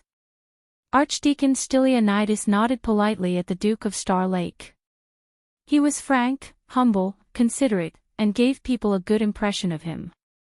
It gave me a chance to reflect on myself. Did I care about this matter because of the vanity and status that the position represented, or was it because of my determination and conviction to spread my faith? Of course, the result of the reflection made me feel ashamed. Thales conversed amicably with the most promising young priest in Sunset Church. They exchanged greetings politely, and their smiles were fresh and sincere. From time to time, they nodded in agreement. Facts have proven that I am far from having the qualities that God appreciates. I am indeed not fit to discuss God's teachings with you. Not far away, Doyle narrowed his eyes and rubbed his chin. He carefully sized up Thales, who was chatting amiably with the guests. Hey, I recognize that expression. When Glover heard that, he turned his head and glanced at Doyle. You recognize him again? His Highness is smiling, Glover said coldly. But Doyle shook his head and clicked his tongue. No, no, no. Believe me, that child's heart must be in turmoil right now, and he wants nothing more than to smash the earth. Glover turned his head back and pretended not to hear. Doyle was left behind to shake his head. He was deeply moved. Based on my experience, that's when the one you love has promised someone else, and you're powerless to do anything about it, Glover snorted coldly. When he saw that he did not get a positive response, Doyle could not help but turn his head around and poke his colleague. So, aren't you curious at all? Doyle was not without regret. What did Count Casso say to him? Glover glanced at Doyle, then looked behind him. He was expressionless, and he did not speak. I know. Doyle froze slightly. When he heard the footsteps behind him and the familiar voice, he turned around stiffly. His tone was unsteady. Your Highness. Duke. At some point in time, Thales had ended his conversation and was standing behind him with his hands behind his back. He looked radiant. This child, why is he like a street thief? Doyle felt gloomy. I'm already whispering, yet you can still hear me. Gilbert told me just now. Thales imitated Doyle's tone just now and was filled with emotion. The love of my heart has been given to someone else, but I am powerless. Doyle scratched his head and put on an honest, ignorant, and silly smile. If he remembered correctly, the silly Cohen might have used this to capture the young Duke's heart. Then, Thales' expression instantly turned cold. Are you satisfied? Doyle's smile froze. Hee, about that, you really know how to joke. Who in this world would be so blind as to dare to touch your woman? In the next second, Doyle shuddered again. For some reason, he felt that after saying those words, the Duke's aura, it seemed colder. Thales snorted softly and walked away. Glover pursed his lips and followed obediently. Hey! The zombie walked past Doyle, who had asked for a snub, and did not care at all. I recognized that expression. Doyle was stunned for a moment before he glared at him fiercely. Bah, zombie, I really misjudged you. So you're also a gossipy man who takes pleasure in other people's misfortune. I'll remember this. Thales did not pay attention to the back-and-forth glares and the fight between the two people behind him. He just walked forward, minding his own business. In fact, Doyle had hit on some of his thoughts. Thales could no longer remember how he said goodbye to Gilbert. What he remembered was that he still maintained his poise and etiquette, just like the most competent Duke of Star Lake. He appeared at the position to welcome the guests and continued his duties. But only the Duke himself knew. From that moment onwards, his footsteps became much heavier in his days. The noises around him blended into a blur, but he could no longer filter out the part he wanted from it. Calm down, Thales. The Duke was expressionless as he thought to himself. Saroma. She'll be fine. They captured the enemy's commander, whether she's alive or dead. The muscles on Thales' arms tightened without him realizing it. The sin of Hell's river started to flow silently. No, Thales' breathing gradually quickened. No, calm down, Thales. The prince told himself again. Pull yourself together. Seroma will be fine. She's the Archduchess of Dragon Cloud City. The Freedom Alliance understands that letting her live is far more valuable than killing her to vent their anger, or worse. When he thought of this, Thales' breathing instantly tightened. Because you're a girl. Then it's destined that in most games in this world, you'll have to pay a higher price than men. When he thought of what he once said to the girl, Thales felt as if a knife was being twisted in his heart. At that moment, his heart was filled with boundless rage that even he himself could not fathom. It burned everything. Nicholas. Dead face, why can't you protect your king? You've only scratched yourself in the hands of the Raven of Death, and you've become useless. How dare you call yourself the Star Killer? Regent Leespan. The protector and protector of Dragon Cloud City. Aren't you the born King's Eye of the Dragon? Don't tell me that all your schemes went to hell with the late king. Count Harkagel. He's known as King Nuven's best general. Don't tell me that his battle record of conquering Fort Liberté without an arm is shameless boasting. Archduke Rockney. The illustrious, resolute, and courageous master of the city of faraway prayers can't even do anything to a tiny Fort Liberté. How the hell are you going to rule? Why don't you kill yourself to apologize to the world? As for the others, the sin of Hell's river flowed faster and fiercer in his veins. Eksted's brave and skillful Northland army, are they all just for show? He subconsciously clenched his fists in his sleeves. The sin of Hell's river gradually formed and spread throughout his body. No, Thales thought as he took a deep breath. I can't count on Eksted. I can't count on that bunch of stupid trash to help Seroma. I have to do something. But. Think, Thales. Think. Think about what else can you do. Ask Gilbert for help. Ask Constellation to step in. Contact the kingdom's secret intelligence department? But, Thales sadly realized that as a prince, no matter what methods he resorted to or what path he took, the huge shadow that enveloped the sky above Mindy's hall was still impossible to get around. He finally escaped from Eksted, which was full of hostility, and returned to Constellation, but he was still like a bird in a cage. Faced with an old friend who needed help, he was helpless. Or was this the truth of his life in this world? His fate. For some reason, he suddenly thought of Priestess Meljen, whom he had just met. Sunset bears witness. Our fates have long been intertwined. Thales closed his eyes helplessly. Oh, Sunset.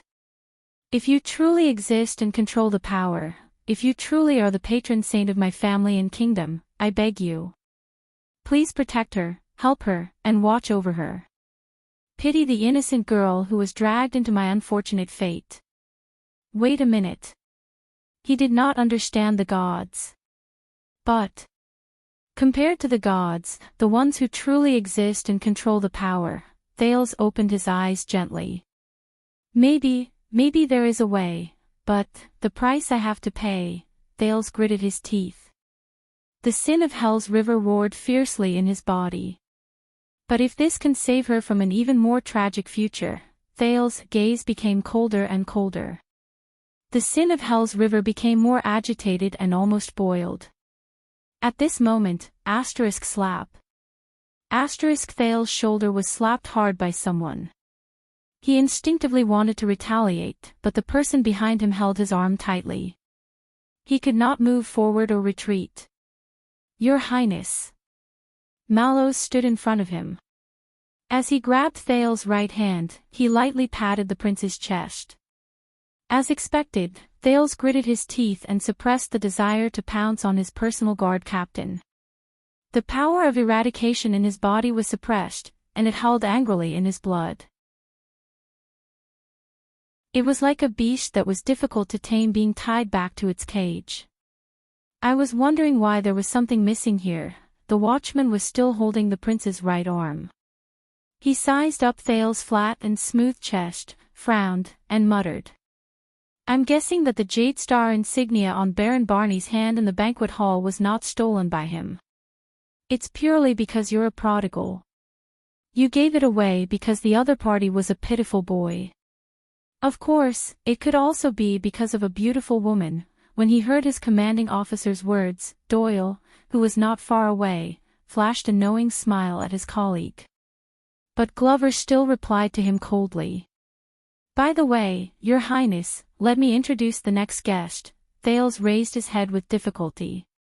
Then, with the same difficulty, he smiled. With Mallow's introduction, the Duke of Star Lake warmly welcomed the arrival of Burn Talon. Thales had met the suzerain of Ice River City once at the National Conference 6 years ago. He was one of the 13 appointed counts, and was also a distant relative and close vassal of the Jade Star royal family. In fact, the first Count Talon had been conferred the title of Duke of Star Lake before he was enfeoffed. This made Count Talon's visit even more meaningful. But this information, which he had memorized thoroughly, only flowed through Thale's brain meaninglessly, supporting him to once again pile on a perfect smile and make fake small talk. At this moment, Thales suddenly felt a sense of empathy for his enemy, Zayn Covendier. The Duke of Iris Flowers, who wanted to use the Blood Clan to kill him, was probably the same. His heart was burdened, but his face was like a spring breeze. Welcoming and sending off. As usual for the Four Seasons. He warmly watched Count Talon leave with Mallows. His behavior was appropriate and generous, and no one could find fault with it. But, is this what he can do?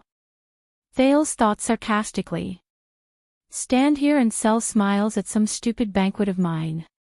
At the same time, the girl I owe so much to might be trapped in the enemy's camp. Thales took a deep breath. At this moment, a low voice drilled into his ears. I'm thinking, maybe letting you practice your sword last night was a wrong choice. Making your youthful heart even more restless. Thales paused and looked at Mallows, who had returned at some point in time. The latter leaned close to his ear and whispered, unless you're going to have a duel to the death with a guest tonight, to show off your fierceness from the northern region, Mallows said sarcastically. Otherwise, please take care of your power of eradication. Thales calmed himself down. You know. Don't forget, I'm your martial arts teacher, Mallows said flatly. Only then did he turn around as if nothing had happened, shielded Thales behind him, and reprimanded Doyle, who was making faces at Glover. Thales adjusted his breathing, but he had an epiphany. Wake up, Thales. You're still far from being able to overturn the chessboard. Meet the enemy. Detect the enemy. Subdue the enemy. Thales silently recited the 3 principles of facing the enemy and thought about it carefully. The sin of Hell's river seemed to be in sync with its master's state. At this moment, it flowed slowly, dark and sluggish, without the madness and violence from before. Chapman Lampard. A name crossed his mind. Eksted's western expedition was defeated, and even the commander-in-chief was captured. This was no longer just a problem of the 3 territories. It concerned the dignity of all of Eksted. If King Chapman still wanted to keep his position, he could not turn a blind eye and pretend to be deaf and mute. He had to take back Saroma from the Alliance of Freedom in the name of the kingdom. Of course, this might come at the cost of Black Sand region reaching out to the internal affairs of the 3 cities and expanding the royal power. Wait. Expanding the royal power. Thales' thoughts cleared up. The Alliance of Freedom was small and weak. Normally, it was impossible for them to fight against the powerful 3 cities of Dragon Clouds, Faraway Prayers, and Defense on their own and turn the tables. They might have strong reinforcements and external forces to interfere with the situation. Thales frowned. King Chapman. It's you. It's you again. Then things are not so simple. He will use the captured Saroma as a bargaining chip and use every bit of value she has. Divide, bribe, extort, deceive, he will do anything. Weaken the city of faraway prayers. Intimidate defense city. Subdue dragon cloud city. As for little rascal, be careful, Thales. When people smell your weakness, King Chapman's voice vaguely rang in his ears. Thales clenched his fists again. What should I do? 1,000 miles away, how should I face Chapman Lampart? What should I do? Thales clenched his fists tighter and tighter. The sin of Hell's River seemed to have smelled its master's mood. When it realized that it was showing signs of rising again, it became restless and attempted to spread all over its master's body again. But in the next moment, a new guest interrupted Thales' recollection. The newcomer strode forward, his cloak fluttering slightly. His left eye was covered by a scar, and his remaining eye was cold and fierce. Thales' breathing paused for a moment. It's him. 6 years ago, old friend. The moment this noble appeared, the originally noisy courtyard of Mindy's Hall quieted down, as if a conductor had waved his baton and put a stop to the music. Even Doyle was no longer smiling cheekily. The guests who saw him fell silent. Those who recognized him went forward in 2s and 3s to greet him after being prompted by each other. The nobleman in his prime was not enthusiastic either. He casually and arrogantly responded to the greetings of the lower-ranking nobleman. The nobleman in his prime walked into the hall and handed his cloak to an attendant. He took a pen and paper, drew a line on the guest list, and looked around Mindy's Hall. Rudolph told me before that this is a good place, and it's worth visiting often. The nobleman in his prime snorted softly and said coldly, now. I still prefer the land of cliffs. In the next second, the one-eyed guest stopped looking at Thales. Under Mallow's signal, Thales walked forward slowly and smiled. Honorable Duke Nanchester, welcome, but the other party cut him off directly. Why are you so thin and weak? You didn't grow much. Thales' expression froze. Coaster Nanchester, guardian duke of the land of cliffs, owner of the great antler deer, nicknamed One-Eyed Dragon, frowned as he sized him up. Did the Northland barbarians mistreat you for the past 6 years? As the Duke of Star Lake, Thales was silent for a while. He could only continue to give him a decent smile. Coaster snorted coldly. Then you better return the favor, and live up to the stars. With that, the one-eyed dragon pushed the attendant away and walked forward without even looking at the prince. No. Thales frowned slightly, but he felt relieved. At least he still had something he could do. Sir Coaster, do you know Levi Trentide? Coaster's footsteps stopped. Thales gestured to Mallows and the other two to stand down. He caught up to the one-eyed dragon and stood opposite him. He's the son of the Archduke of Reformation Tower. He's also here for the banquet today. Coaster narrowed his single eye and carefully sized Thales up. Trentide, the Duke of the Land of Cliffs, snorted disdainfully. Some shameless Northland bastard has many sons, and many bastards. God knows which one of his sons it is. God knows if it's his. Listening to the other party's emotional confirmation of Trentide, Thales was deep in thought. Reformation Tower was adjacent to the Northern Territory, and was related to the border between the two countries. But it actually had more mountainous territory, bordering the Land of Cliffs region of the Nanchester family. They both lived and developed in the Sighing Mountains, and were in confrontation with each other. Two cowards, separated by a great canyon, nested on two peaks, cursing at each other from a distance. Come over if you have the guts. Nicholas, who was picking his nose in disdain while listening to the two children's Northland history lesson in boredom. Thales took a step closer, forcing himself not to look at Coaster's scarred left eye. He said softly, Levi, I need help. I want to buy some food to bring home. Food. The one-eyed dragon moved slightly. Food. Thales had no time to lament the other party's reaction. He nodded. The autumn harvest is over, and winter is coming. Thales looked at the one-eyed dragon, and their eyes met. For the first time in 6 years, Coaster turned around and looked straight at Thales. Thoughts swirled in his eyes. As if this was their true reunion. Thales smiled and raised his hand, gesturing for the other party to go first. The two of them walked forward. But I think it's not just food, Thales said calmly. Coaster narrowed his single eye. Thales smiled and nodded.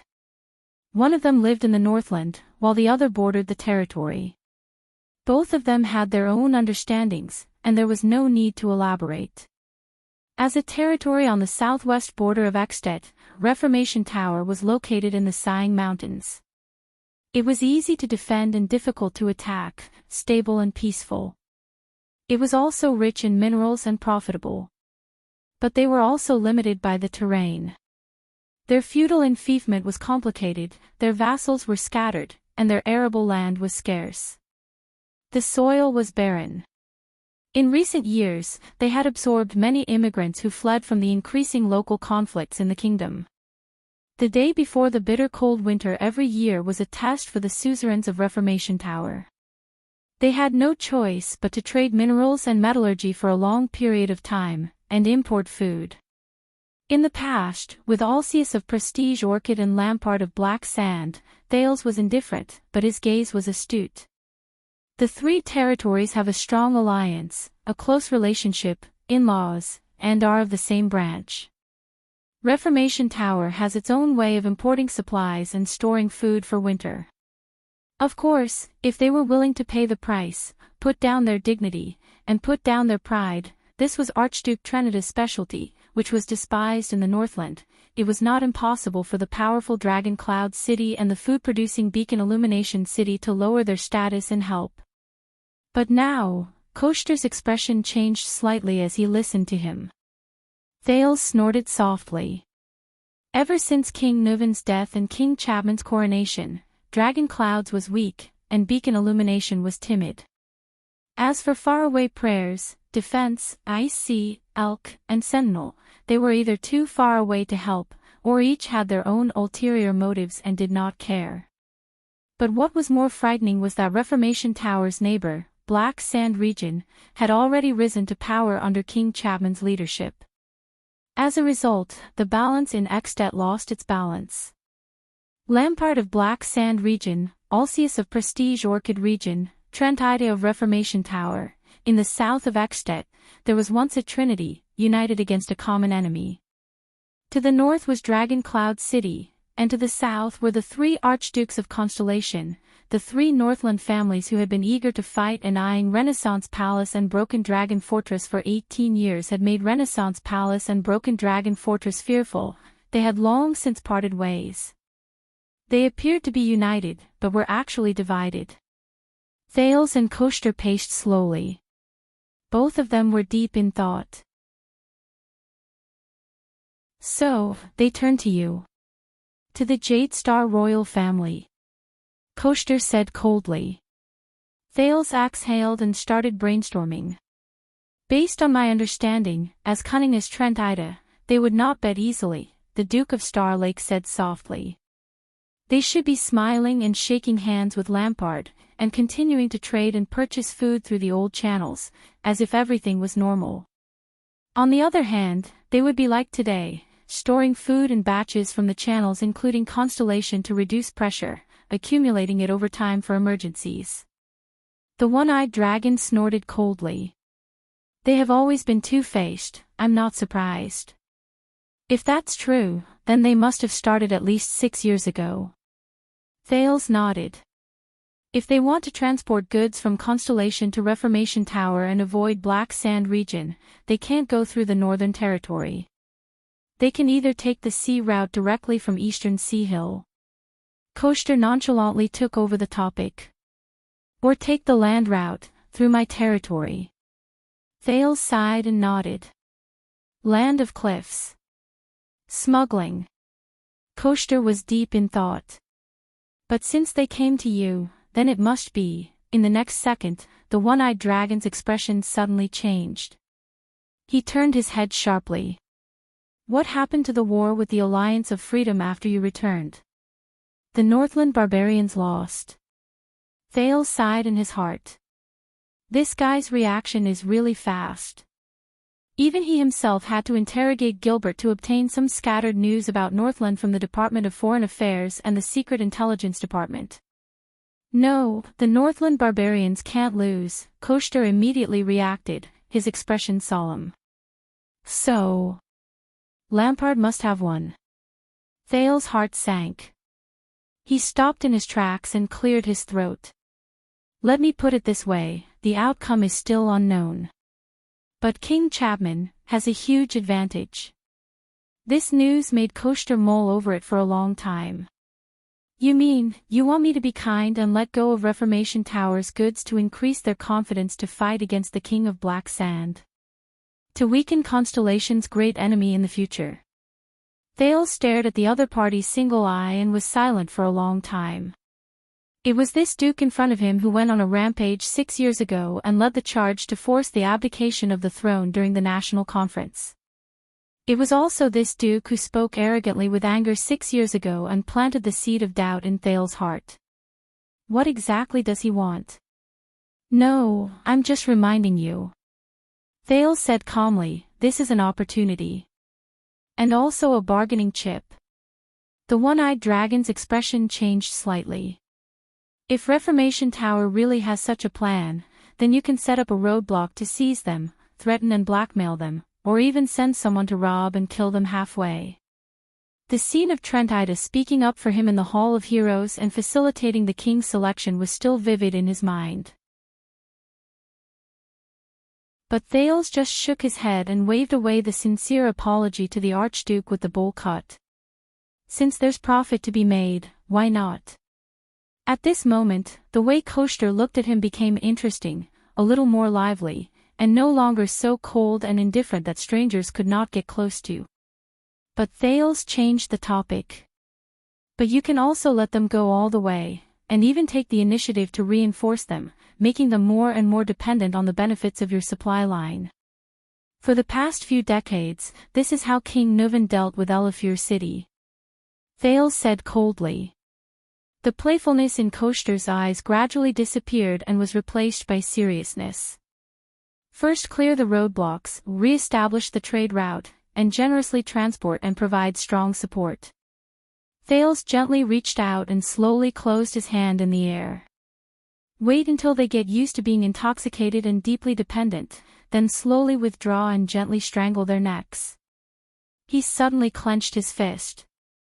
Just like that, Elafir City is in a dilemma, at the mercy of others, suppressed by Dragon Cloud City, and unable to fight back. Koshter frowned fiercely. Thales put down his palm and looked up with a smile. Advance or retreat, attack or defend, it's all up to you. The Duke of Star Lake happily bowed. Happy holy pursuit, Sir Koshter. At least, this was what he could do at the moment. Thales thought sadly in his heart. But just as he turned around, the one-eyed dragon spoke softly behind him. So. The born king, Koshter paused and narrowed his single eye. You've learned a lot from him. The born king. Thales' heart tightened for no reason. It was as if he had returned to that night, watching King Nuvan calmly stretch out his hand and reveal the ring of triumph. No. For some reason, Thales subconsciously denied it. He was resolute. I've known him for less than a day. What learning? Koshter leisurely walked to him and stared at him for a long time. Only then did he speak faintly. Why? Although the other party's reference was unclear, Thales knew what he wanted to ask. Thales looked up, still smiling. As a thank you gift. Thank you for being honest with me 6 years ago. The Duke thanked him with more or less sincerity. Indeed, in these 6 years, I've seen a lot, and I've grown a lot. Honest. Koshter continued to stare at him deeply, not saying a word. It was as if Thales was a boulder, and he wanted to carefully carve it with his gaze. 6 years ago, what happened in the north changed everything, right? Changed everything. Thale's mind darkened. Yes. The born king is no longer here.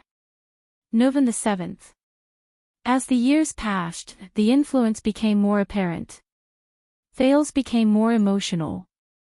That morning, Extet lost, not just a king.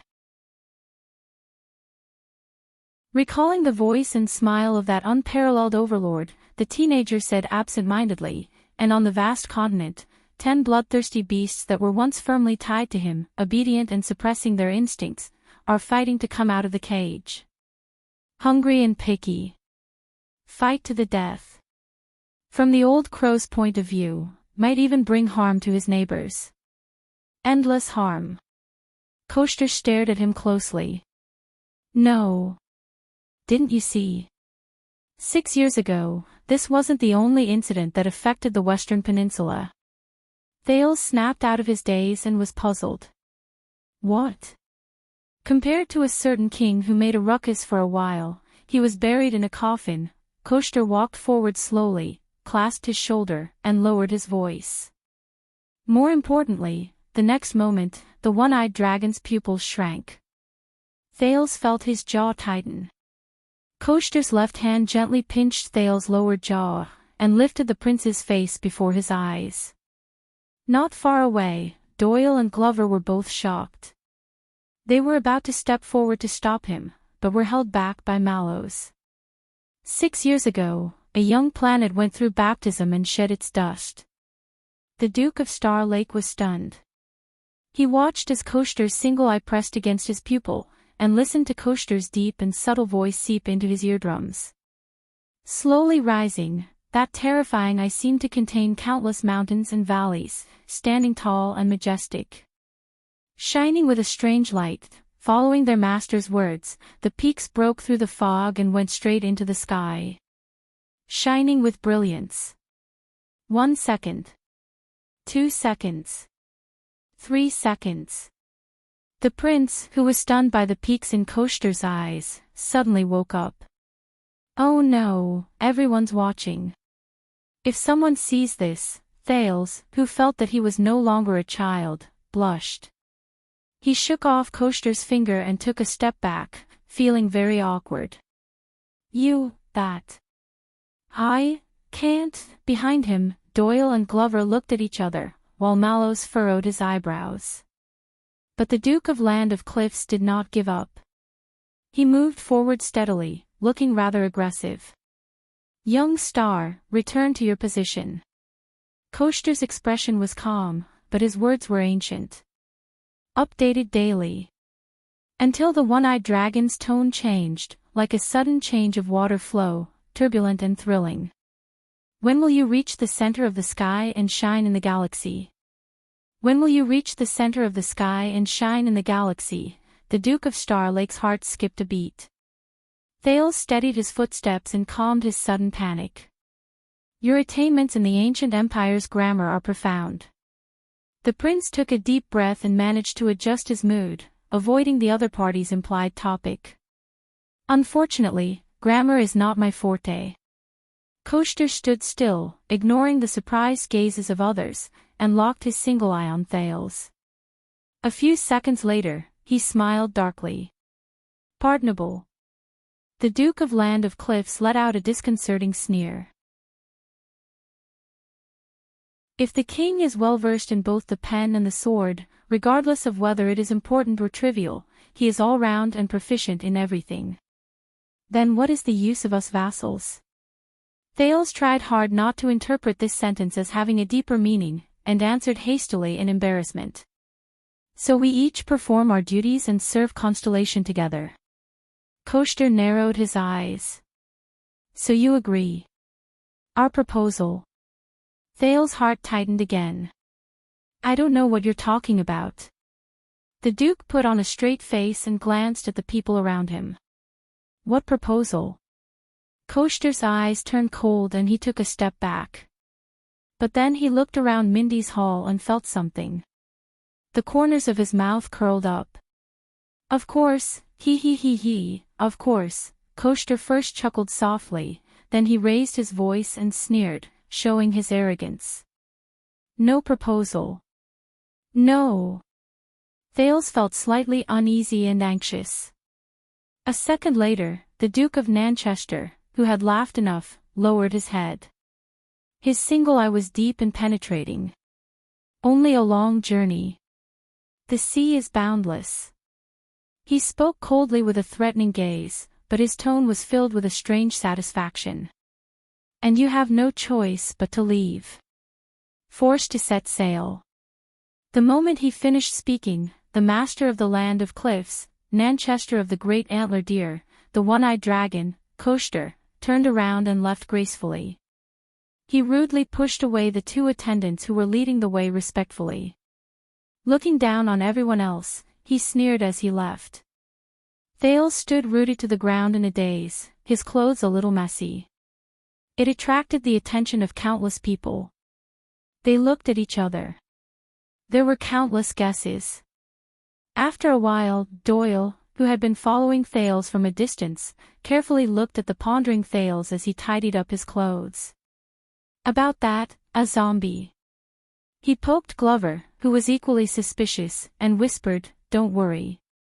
The moment he arrived, he asked His Highness if he had lost weight and was abused, and then in the end, he even recited a poem to His Highness. I think I vaguely heard something like "you agreed." Or something like "forced." Glover glanced at Doyle. He had a rare strange expression on his face. You mean that Duke Nanchester? Doyle found it hard to believe and his face was full of suspicion. His preference shouldn't be. Doyle glanced at Thales worriedly, then looked at the banquet hall where Coaster's back disappeared. Pretty boy. Stealing fragrance.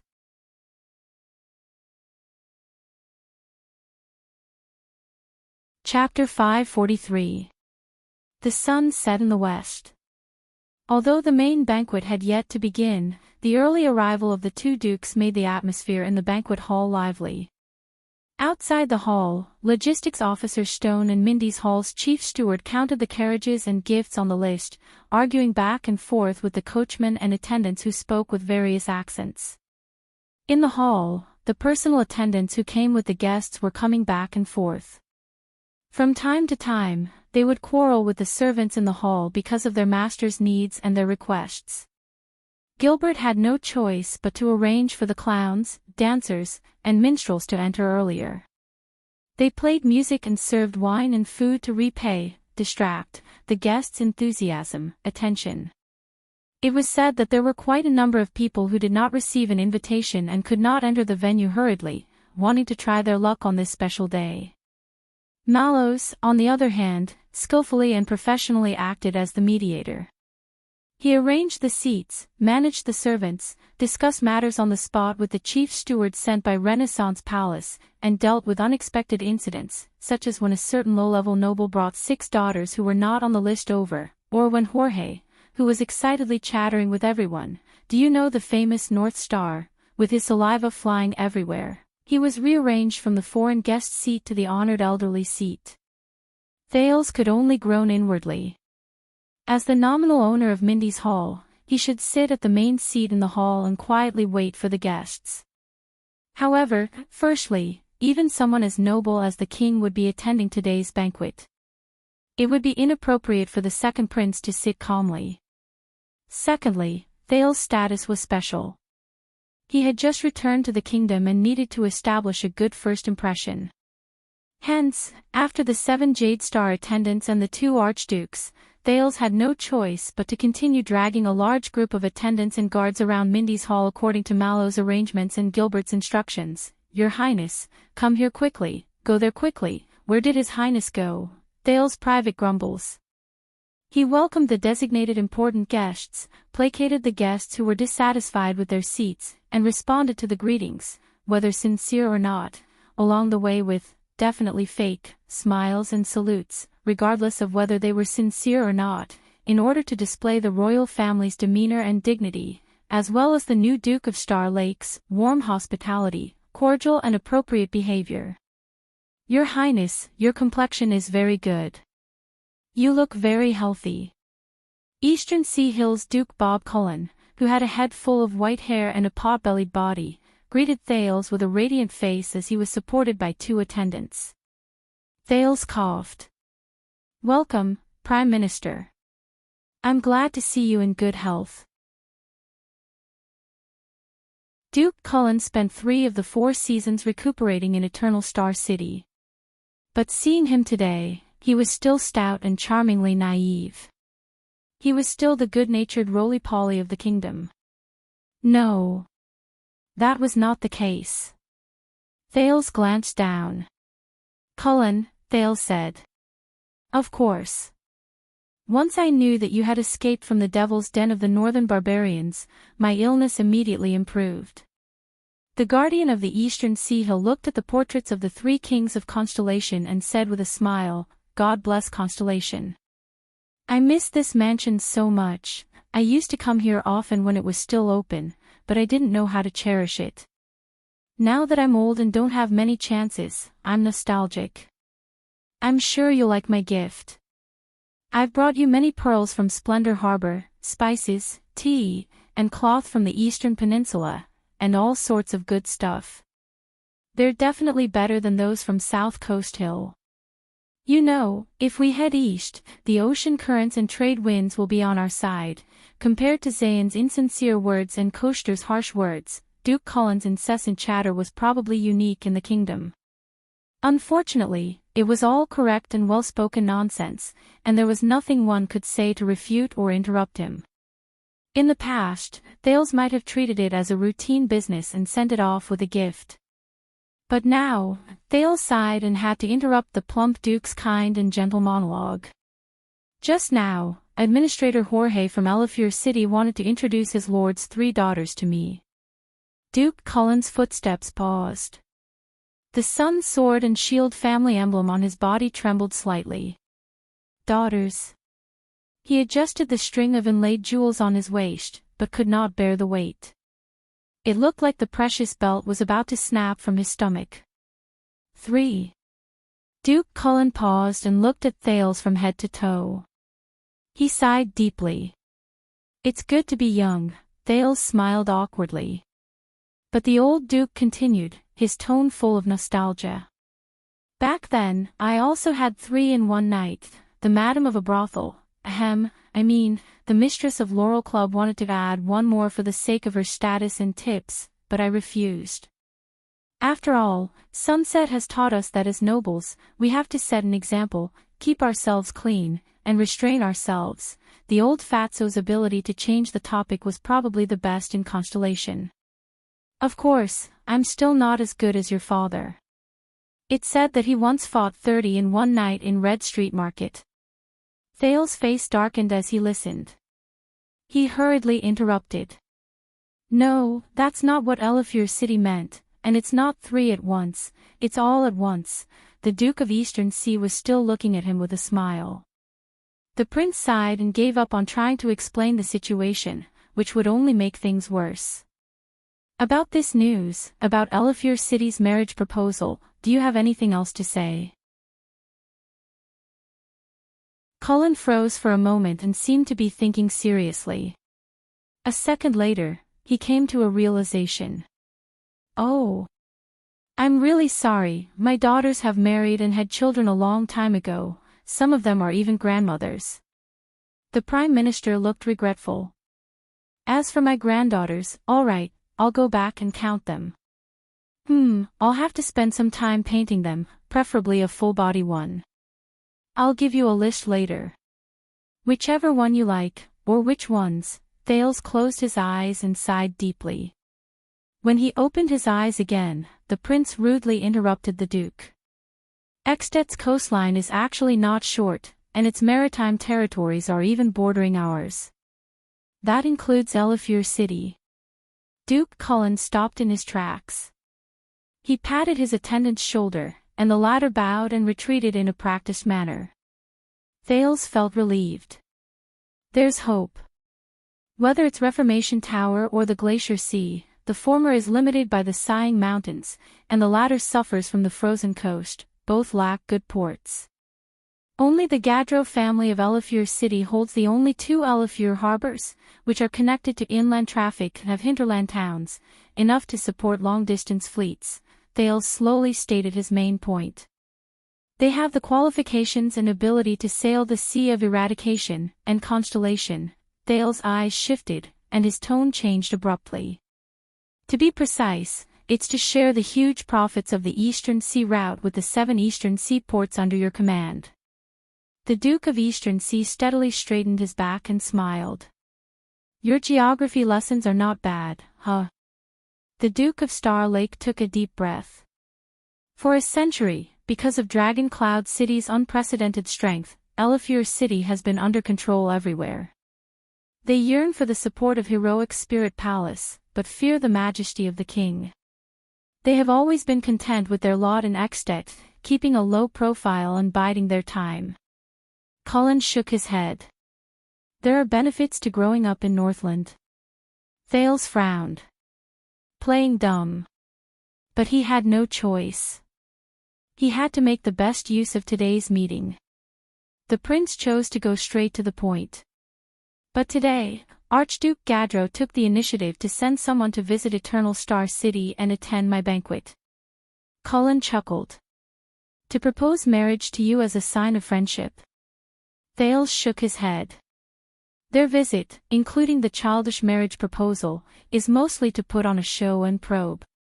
The Duke of Star Lake's eyes flashed. Waiting for the right price. The Duke of Eastern Sea paused for a few seconds. When the owner of the Sun Sword and Shield spoke again, his tone was less murky and slippery, replaced by vigilance and shrewdness. Waiting for the right price. Waiting for whose right price? Thales sucked in a deep breath and chose the most appropriate words to describe himself. Your Grace, you have ruled the Eastern Sea and operated Bay of Light for nearly half a century. I believe you know the answer better than anyone. I believe you know better than anyone what LoveLore City's actions mean today, and what the pros and cons are. The Duke of Star Lake looked straight at Cullen. The plump old Duke was silent, the emotions in his shrewd eyes unclear. After a long while, he slowly spoke. When King Nuvan passed away, I didn't see them so anxious, but the next moment, Duke Cullen narrowed his eyes with a cunning look. So, Dragon Cloud City, who has been supplying them with supplies and reselling goods, and backing up their plundering at sea, what's wrong? Thales sighed in his heart. Damn that old fox. Thales had no choice but to show him the answer expressionlessly. The Alliance of Freedom won. Lampard might also win. Duke Cullen stuck out his big belly and made an ah-ah-ha expression of realization. Thales observed the other party's expression and revealed what he had learned. Without the strong support of heroic Spirit Palace, LoveLore City has reverted to the original form of the Northland barbarians, no trade routes, and no way to plunder. More importantly, they have no king behind them, and no confidence in their hearts. Since the land route is blocked, the sea sails will surely sink. Cullen frowned deeply. Before King Nuvan passed away, Dragon Cloud City had used an appropriate and lenient method, sometimes generous, sometimes strict, and sometimes generous. They had accumulated power by granting benefits, and restricted their power by increasing their power.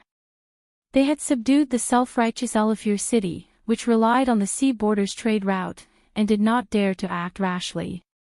The latter was also full of ambivalence towards the Walton family's rule. They coveted the king's strong support from the central government, but were worried about their independent status as a Northland port.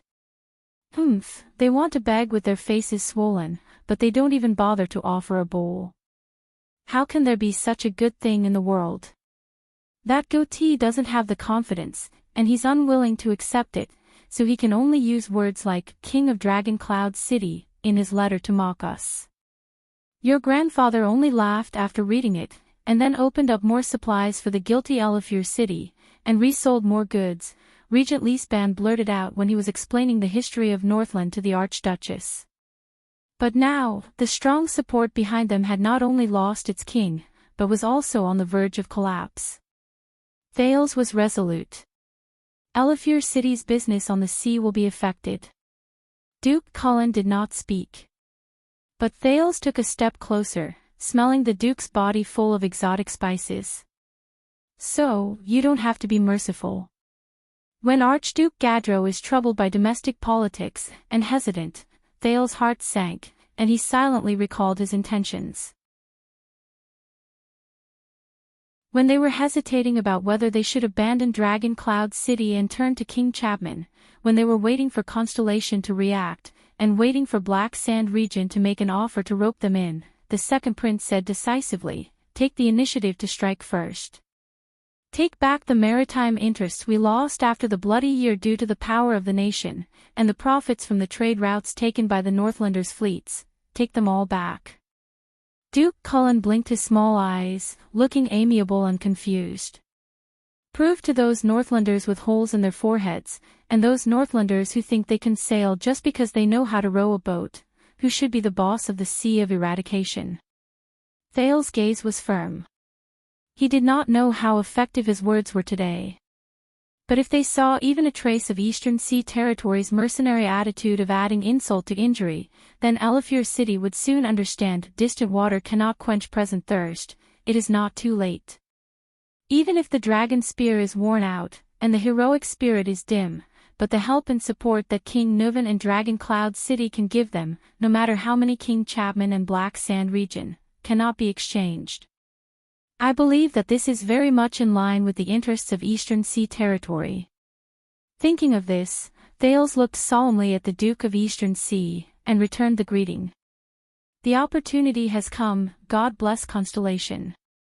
As soon as he finished, the Duke of Eastern Sea stared blankly at the Duke of Star Lake. He was a little surprised. It was like meeting Thales for the first time. After a while, the old Duke pressed his waist quietly. TSK, take advantage of his weakness and kill him. You really hate the Northlanders, don't you? Hate the Northlanders. Thales was slightly stunned. He slowed down his pace. Thales remembered the faces of the past. First, it was King Nuvan who laughed and lured him into his trap, and then King Chapman who raised a glass at him with cold eyes. There were several archdukes with prominent positions in Heroic Spirit Palace, each with ulterior motives. And the Star Killer who beat him until his limbs were seriously injured, on the verge of death several times, and even left him with a permanent disability. Thinking of this, Thales rotated his slightly blocked left wrist. Fortunately, he ate with his right hand. In these 6 years, in a bad mood, Thales subconsciously ground his teeth. I really hate those Northlanders who like to bully children. The Duke of Eastern Sea was silent for a while. For some reason, Cullen looked at him with a strange expression. The Duke even subconsciously glanced at Thales' buttocks. After being noticed by Thales, Cullen coughed awkwardly and retracted his gaze. It's understandable, but maybe you should tell His Majesty about this. After all, Eastern Sea Hill is the throat of Constellation, and it concerns the entire kingdom. Thales' heart sank. He took a deep breath and chuckled. Yes, I should. Thales looked at the innocent-looking Duke of Eastern Sea. But I'm just his son. He said seriously, and you're his Prime Minister. And the Governor of Port City, and the suzerain of the entire Eastern Sea Hill. Duke Cullen was silent for a long time before replying. But this time, he was no longer joking and acting as if it had nothing to do with him. Thank you for your reminder, I'll keep it in mind. But the Duke of Eastern Sea's gaze shifted. But why? Why are you saying this? For serving the kingdom. Thales put away this lame reason and sighed in his heart. For repayment. The graceful figure who stood up and protected the Prince of Constellation at all costs when the crowd was in a state of turmoil flashed before Thales' eyes. He pulled his thoughts back to the present and smiled leisurely at the Duke of Eastern Sea. Thanks to you coming to your senses during the national conference and voting for me, we are where we are today. This is my repayment. Duke Cullen pursed his lips. He suddenly came to his senses. These words, "Be careful, Your Highness." He still looked at Thales with a smile and patted the latter's shoulder as if he was looking at a beloved nephew.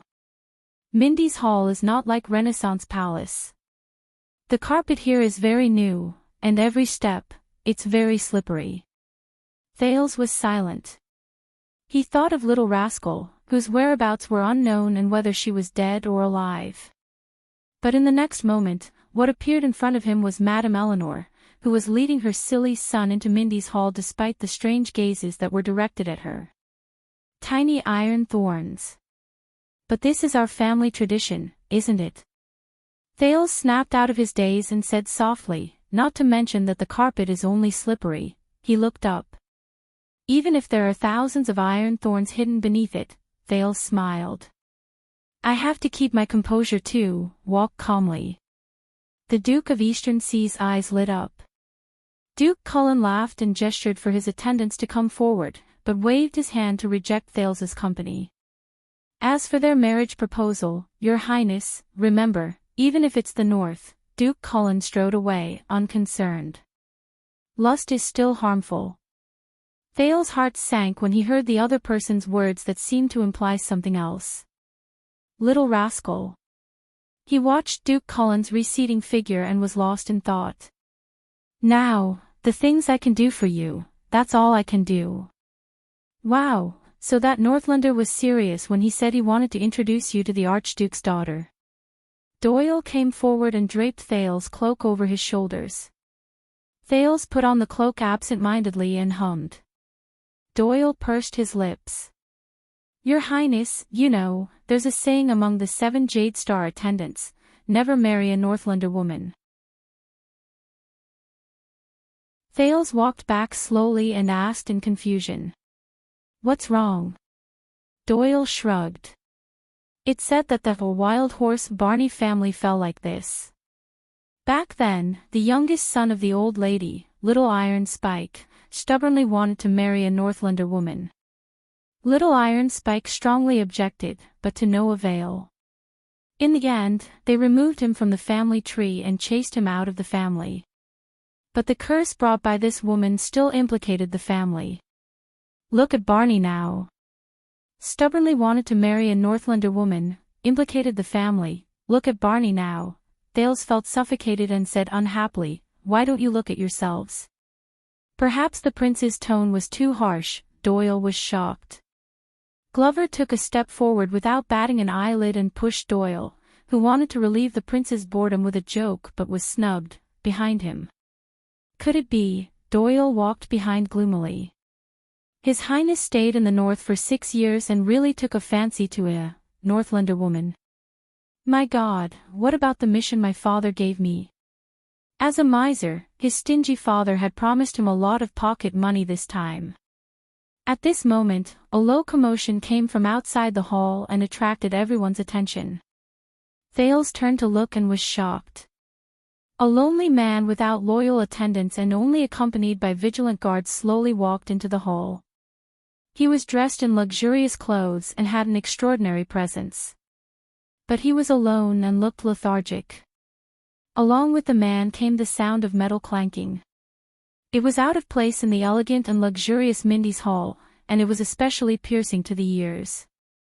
The people who did not know what was going on discussed. The nobles who knew a little kept quiet out of fear, but they all subconsciously made way for the new guest. Mallows received the report and hurried over from the inner hall, just in time to see this special guest. The watchman frowned and looked at the slowly approaching guest. His gaze focused on the other party's hands. There was a pair of dark-colored, floor-dragging chains locked there, shackles. The guest raised his head, revealing a thin and weathered face and a beard that reached his chest. He stared blankly at the brightly lit and bustling Mindy's Hall. Mallows quickly stepped forward and gestured for the guards to quickly bring him through the door to avoid the countless curious gazes.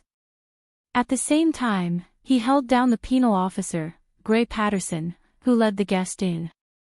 "Gray, what's going on?" He refused, Patterson answered hurriedly with a look of exasperation and helplessness. "It didn't work no matter what we said." He insisted on attending the banquet in shackles. The penal officer said fiercely, "And that beard too." Mallows looked at the distracted guest and the headache-inducing shackles with a grave expression. "Can't you be more forceful?" Patterson shook his head awkwardly. "His Majesty has instructed that he must not have any injuries on his face to attend the banquet." "Very difficult." Mallows snorted in displeasure.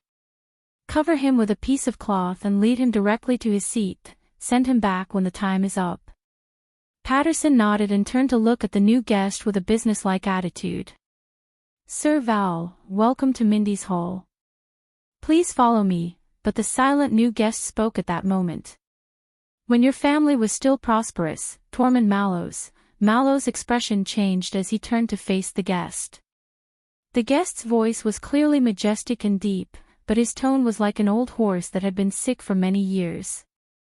It sounded old and lifeless. "Your father once asked for the Arund family's daughter's hand in marriage for you." Mallows frowned slightly. He probably thought that Nolander would eventually inherit the family business, and that my brother had a close personal relationship with the two princes. No matter who became king, the Duke of the Northern Territory would be in high demand. "As for you, with the help of the Duke's in-laws, your status among the 7 Jade Star attendants would naturally be higher." As soon as he said that, the guards in charge of escorting the guests stiffened. They looked tentatively at their officer. Mallows only paused for a moment before he put on a smile and looked politely at the strange guest. The guest smiled sadly and raised his hands, causing the metal shackles and chains to ring again. Mixed with the faint cheerful music in his ears, it was like a touch of coldness was injected into a spring scene. "Now, look at us. The family has become shackled prisoners." The man slowly raised his head and looked at Mallows, then at Mindy's Hall. His lips moved, causing his gray beard to move. "The family has become shackled guards." Shackled guards. Mallows furrowed his eyebrows and forced himself not to care about the other person's overtones. "Your Grace, we have already arranged a seat for you in the banquet hall," but the guest's words were filled with authority that had been accumulated over the years. It seemed to always be able to interrupt him at the right time. "You know, many years ago." The man in luxurious clothes stared at the layout and furnishings of Mindy's Hall in a daze. "My brother is just like you. As a glorious royal guard, he once stood here and dutifully guarded this virtuous monarch's residence. And I passed by the garden countless times and watched that crazy girl run towards me." The man put down the chains. His gaze was dazed. "Now, Mindy's Hall has reopened. But my brother is no longer there." Mallows did not speak. The man snorted softly and looked up at the statues of the 3 Constellation Kings. The colors in his eyes grew stronger. "Mongrel King, Wife King, Bad Debt King," the man thought and subconsciously curled up the corners of his lips. But a few seconds later, the man's gaze turned cold. "And he is not the only brother I have lost." He looked at the 3 Constellation Kings and said disdainfully, "No." Mallows was silent for a while before he finally exhaled and looked at his subordinates. "Go through the side door and invite His Grace into the banquet hall. Remember to keep a low profile. Of course, be polite, too." His tone was cold and his gaze was stern. Penal Officer Patterson understood his commanding officer's intention. Having had enough of being bullied along the way, he waved his hand. 2 of the guards had cold expressions and were about to step forward to restrain the man.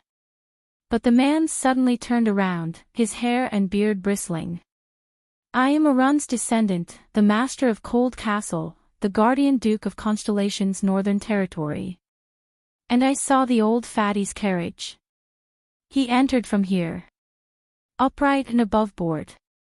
The authority he exuded in that instant made the people around him frown. Arund stared coldly at Mallows.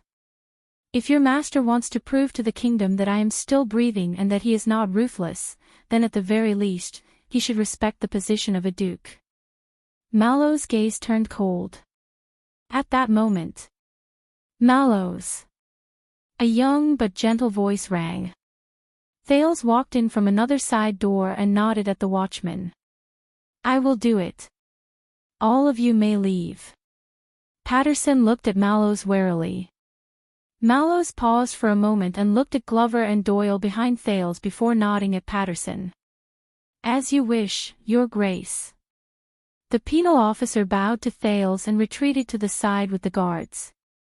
Thales exhaled and walked towards the new guest. Long time no see, Duke Val. From the moment Thales appeared, the guest's gaze was locked on the young master of Mindy's Hall. He sized up the Duke of Star Lake's figure in a daze. He was first surprised, then relieved. So you are back. Val Arund, the Duke of Northern Territory who was imprisoned after his conspiracy was exposed 6 years ago, looked at the second prince with a complicated gaze. How is Extet? How is it? The prince looked at him and sighed slowly. Cruel wind and frost, but hard to shake. Thales was also carefully sizing up Val. He could not help but notice that Val's once majestic figure had become much thinner and bearded. For some reason, he suddenly remembered what Joseph, who belonged to the Disaster Swords, said when he was still in the prison of bones. This is the effect imprisonment has on a person, no matter who you are, no matter how powerful you are. They are forever lost in the lonely void, never to return. Thales' gaze focused in front of him. In the past, the impassioned and heroic Duke of Northern Territory was gone. Val was silent for a few seconds. Lampard, how is he? Lampard. Thales' heart sank. Back then, how did Val feel when he met Chapman Lampard, who was only the Archduke of Black Sand region, and worked together? 6 years later, the two of them were in completely different situations. What was he thinking? Cruel wind and frost, the prince said softly and answered word for word. Hard to shake. After the strange question and answer, Val fell silent. But then he chuckled softly and stepped forward, walking towards the banquet hall with ease. Like a wanderer returning home. Patterson and the guards belonging to the discipline division immediately followed. But when Val reached Thales' side, he stopped. Glover and Doyle nervously moved forward, trying to separate the Duke and the Prince, but were held down by Mallows again. Thank you. Thales was slightly shocked. The gaunt Duke of the Northern Territory did not even look at Thales. He only whispered, someone told me. 6 years ago, everything you did for my daughter in Extension Territory. In Extension Territory, Miranda. Thales recalled the night of Dragon's Blood and the Cold Swordswoman, and his heart was filled with emotion. The imprisoned Duke turned his head expressionlessly. But, please do me another favor. Val's expression was gloomy. Don't marry her. Thales was stunned. If you have no choice but to marry her. Val snorted softly, like a desperate gambler who had seen through everything after losing all his chips. And don't plant a seed in her belly. Thales blushed and immediately adjusted his expression. Mira, she was unfortunate in her early years. Val looked at the ceiling and said desolately, I've seen enough of blood. When Thales heard this, his expression froze. A second later, Thales sighed in his heart as he looked at the Duke of Northern Territory, who was lonely and looked like an old man. I promise you. Val smiled. He lowered his head, and a smile appeared on his wrinkled face. Thank you. You're different from him. You haven't become him. Different from him. At that moment, Thales suddenly realized something. He remembered that before they parted ways in Blade Fang's camp, the former watchman of the royal guards, the Knight of Judgment, Zacriel had said something similar to him. This made Thales, who had been welcoming people with a smile all night, realize that the thin, weathered man in front of him, who did not care about anything, might be the only person who would tell him the truth in this night filled with laughter and chatter. Perhaps. Thales answered with a forced smile, hoping that his words could give some comfort to the man who had no hope in life. But Val shook his head. His smile was desperate and sarcastic. Just like in the past, he also thought that he was different from the master of this place. Thales' expression changed. What do you mean? Val did not answer him. He just turned his head. He looked at the noise and liveliness outside the hall. He looked at the bustling Mindy's hall, where people came and went. It was as crowded as a marketplace. Do you see it? The Duke of Northern Territory looked at the magnificent scene in front of him and listened to the decadent music. Under the illumination of the dazzling everlasting lamp above his head, he seemed to see a different scene. He smiled and spoke after a long time. This scene, the magnificent scene of hell. Hell. Thales could not help but frown. Val looked around with an infatuated look on his face. Some people are hypocritical and pretend that everything is peaceful, some hypnotize themselves and deceive others and themselves, some hide their indignation and force themselves to endure it, some see through the ways of the world and watch from the sidelines. Under the lights of the dark night, everyone pretends to be happy and harmonious. His sneers gradually became louder, and there was a chilling tone to them. They don't know that they are already trapped. Adding oil to the fire.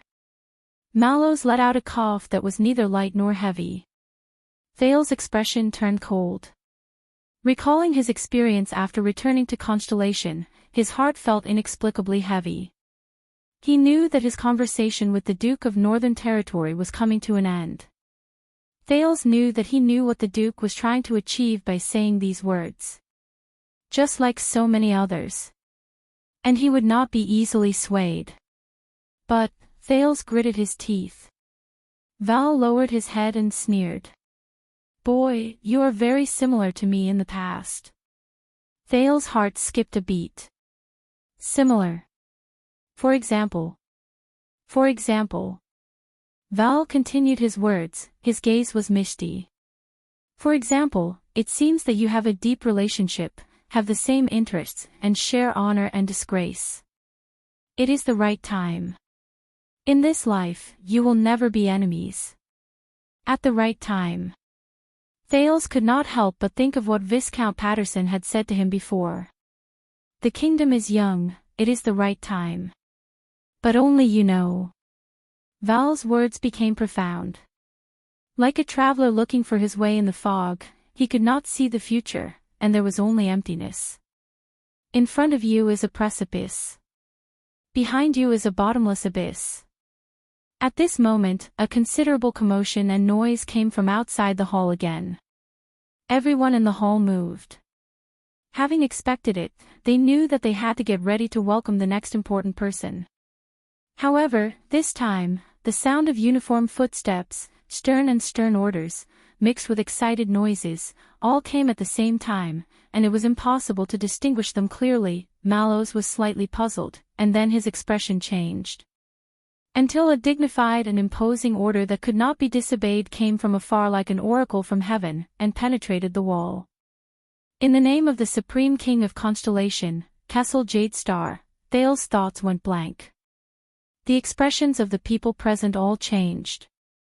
Many muffled sounds came from outside the hall. And in the name of the Supreme Queen, Kia Jadestar, the herald's voice echoed throughout the hall. Whether it was the cheerful music in the banquet hall, the heated debate among the attendants in the corridor, or even the distant neighing of horses, all of them quieted down at this moment. Everything was silent, and only the flickering lights could be heard.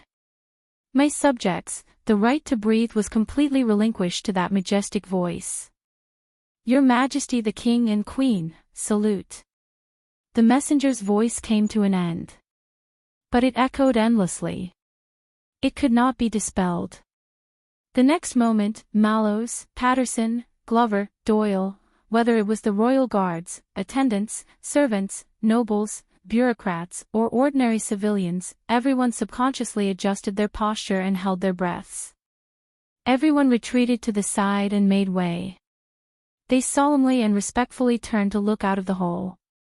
They knelt on one knee, pressed their hands to their chests, hung their heads, as if it was a natural instinct. Unshakable. Used to it. Only Thales stood blankly under the everlasting lamp. Under the gaze of the three kings of Constellation, he looked out into the deep darkness outside the hole. And you have no way out. Unknowingly, Duke Val's cold voice and the sound of shackles came from behind him at the same time, and drilled into his heart. You can only make the leap. Do your best. The Herald's order and the Duke of Northern Territory's voice lingered at the same time, intertwining endlessly. Thales, whose mind was in a mess, took a deep breath. A few seconds later, he took a step back with difficulty. He knelt on one knee.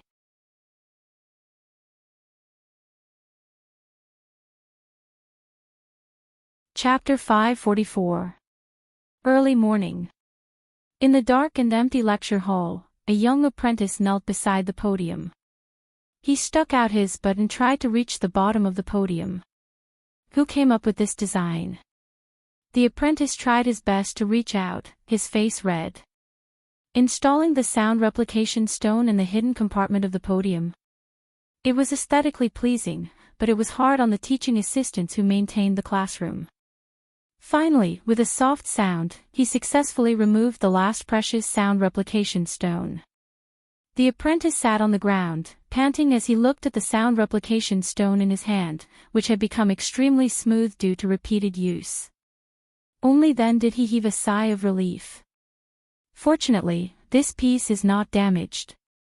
It can still last for another 10, maybe 5 lessons. The apprentice carefully wrapped the sound replication stone, then picked up a charcoal pen and started to draw the fated sound replication spell in front of the podium. His movements were practiced and habitual, his expression serious and focused. The complex and ever-changing spell appeared effortlessly under his pen. The apprentice also corrected a few mistakes in the design of the hindering spell, making it operate more smoothly. It might even extend the lifespan of the sound replication stone. Of course, with a hint of pride, the apprentice thought in his heart, I can't let anyone find out about this, or else I'll have to face the investigation of the Magic Law Committee again. Once he thought of this, the apprentice's pride suddenly disappeared. After finishing the last stroke, the apprentice, whose back was aching, stood up and looked at his seat. On it were 2 large stacks of parchment paper, 3 large bags of test papers, and a special equipment box for teaching assistants. The apprentice sighed. Mr. Donovan's lecture was in the afternoon. He had to quickly prepare the equipment, including the name list, nameplate, recording pen, broadcast device, mold, and the corresponding guest manual. Why do so many lectures have to be held on a boring topic? The throne of all laws has also fallen. The apprentice thought worriedly. He walked to the other side of the classroom and looked at the calendar on the wall. October 29th, Empire Year 839, Saturday. Rest Day.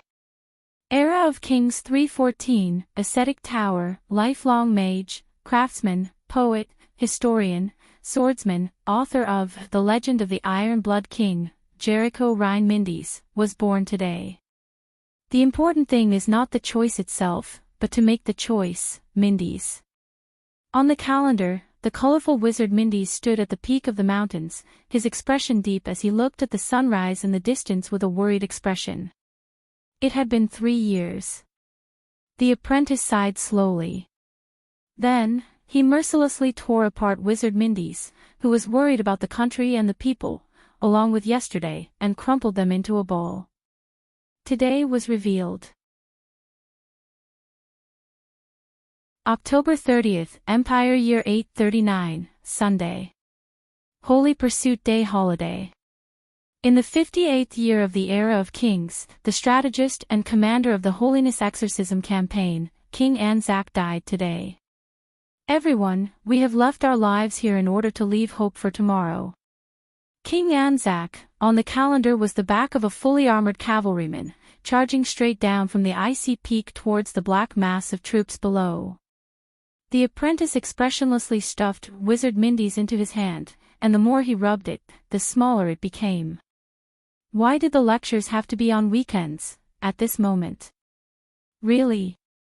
A young man's voice rang out. It was bright, light, and full of excitement.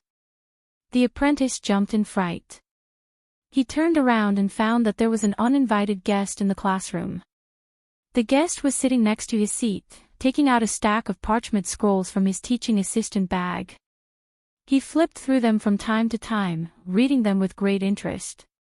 The common explanation of origin theory, metasystem concept, transformation magic, and spirit summoning circle, new evidence of the prehistoric battlefield in the north. The apprentice was shocked just by hearing the first half of the sentence.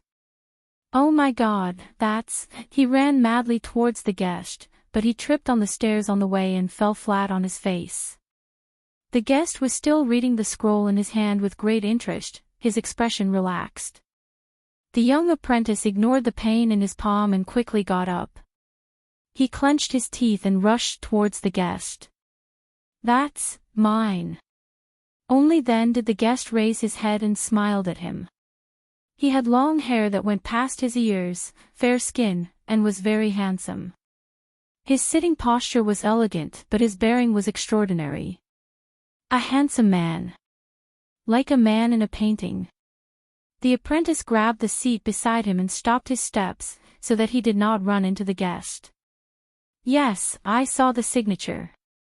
There's also a comment on the rejection of the manuscript. The handsome man chuckled, raised the scroll in his hand towards the apprentice, and flipped to a page of red comments. Self-gratifying, irrational fantasies and conjectures.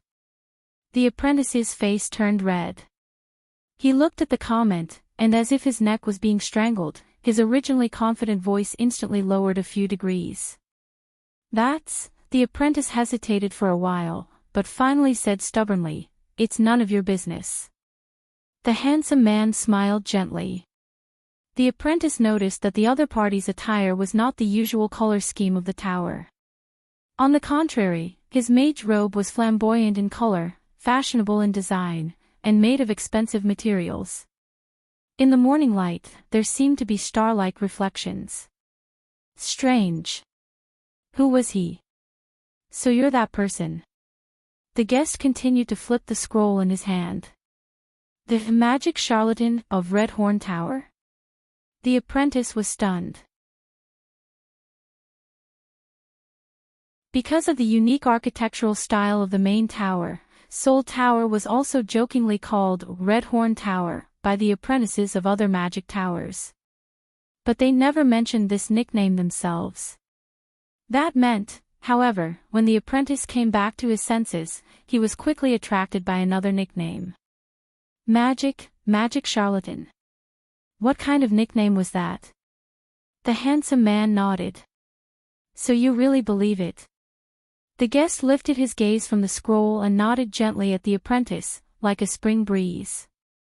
In the Holiness Exorcism campaign more than 1,000 years ago, King Anzac opened the gates of hell and defeated the ancient orcs with the power of a mysterious devil. The apprentice blinked. He stared at the manuscript in the other party's hand that belonged to him and understood something. Magic charlatan, all right. The apprentice sighed and raised an index finger, as if he was used to this scene 1,000 times. Listen, I'm not a magic charlatan, and I never said that the ancient orcs were defeated by a devil, but the guest immediately interrupted him.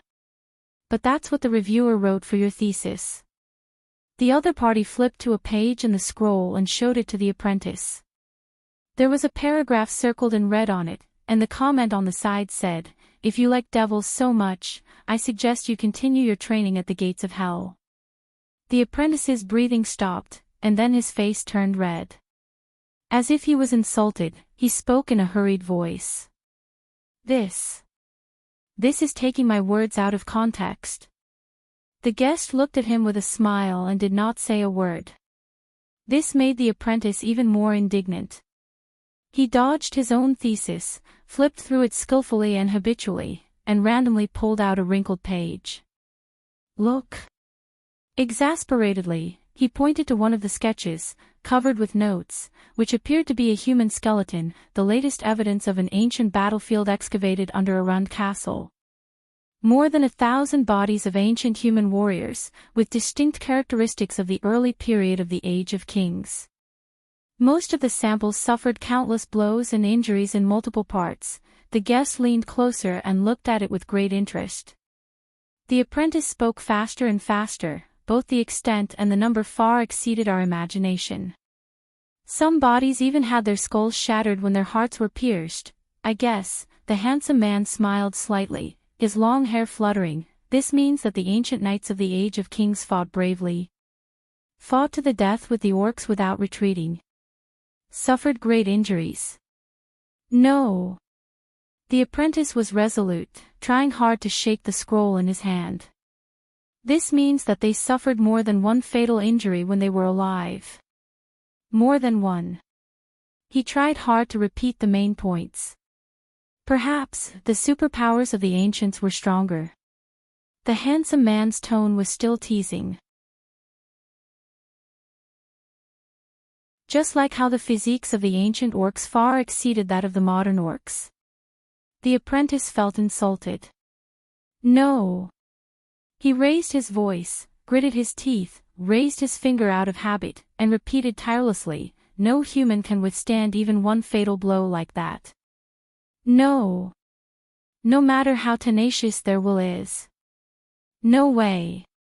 No matter how powerful their superpowers are, there's no way, no way. Every time he emphasized it, the handsome man would nod with a radiant smile on his face. He seemed to understand. Then, the apprentice took a deep breath and turned to the next page. Then, I personally dug out a few corpses from the ground and thawed them from their frozen state. I swear, the flesh and blood of those things were still alive. If it wasn't for my quick reflexes. I have listed the specific data of the more than 1,000 corpses that our research team dug out here, but the apprentice's words came to an abrupt halt. In the paper, the parts he pointed to were circled in red, and the original contents could not be seen clearly. There were replies written in different handwriting. The statistical method is too crude. Has the selective bias been dealt with? Suggested to choose new samples. The test is unconvincing. Correlation does not equal causation, and so on. The most glaring sentence was your mathematics taught by a swordsmanship teacher? The handsome man seemed to be unable to restrain his laughter. The apprentice blushed and stuffed the paper into his bag. All in all, it's no longer something that can be explained by the edge-sharpening school, forging magic, and material affinity of the alchemy tower, or the light and shadow flute and soul theory of the soul tower, not to mention the transcendent power where the will affects the body. He was still trying hard to explain. I'm guessing that even the most insane ascetic tower cannot find such a thing. The guest nodded and encouraged him to continue. So. The apprentice adjusted his breathing, and his eyes lit up. In the known historical materials, although there are not many, there are indeed a few records that mention something similar. It ignores the basic laws and completely changes the form of life from the inside out. Ignores the basic laws, from the inside out, you mean? The guest pondered and said faintly, the records of religious exorcism in the Bright God Church. The apprentice's words came to a halt. The handsome man chuckled. So, it's back to demons again. The apprentice cleared his throat. No, not all of them, and it doesn't necessarily have to be the Bright God, but... He tried hard to explain, but in the end, he gave up. His voice became gloomy. Yes, most of them.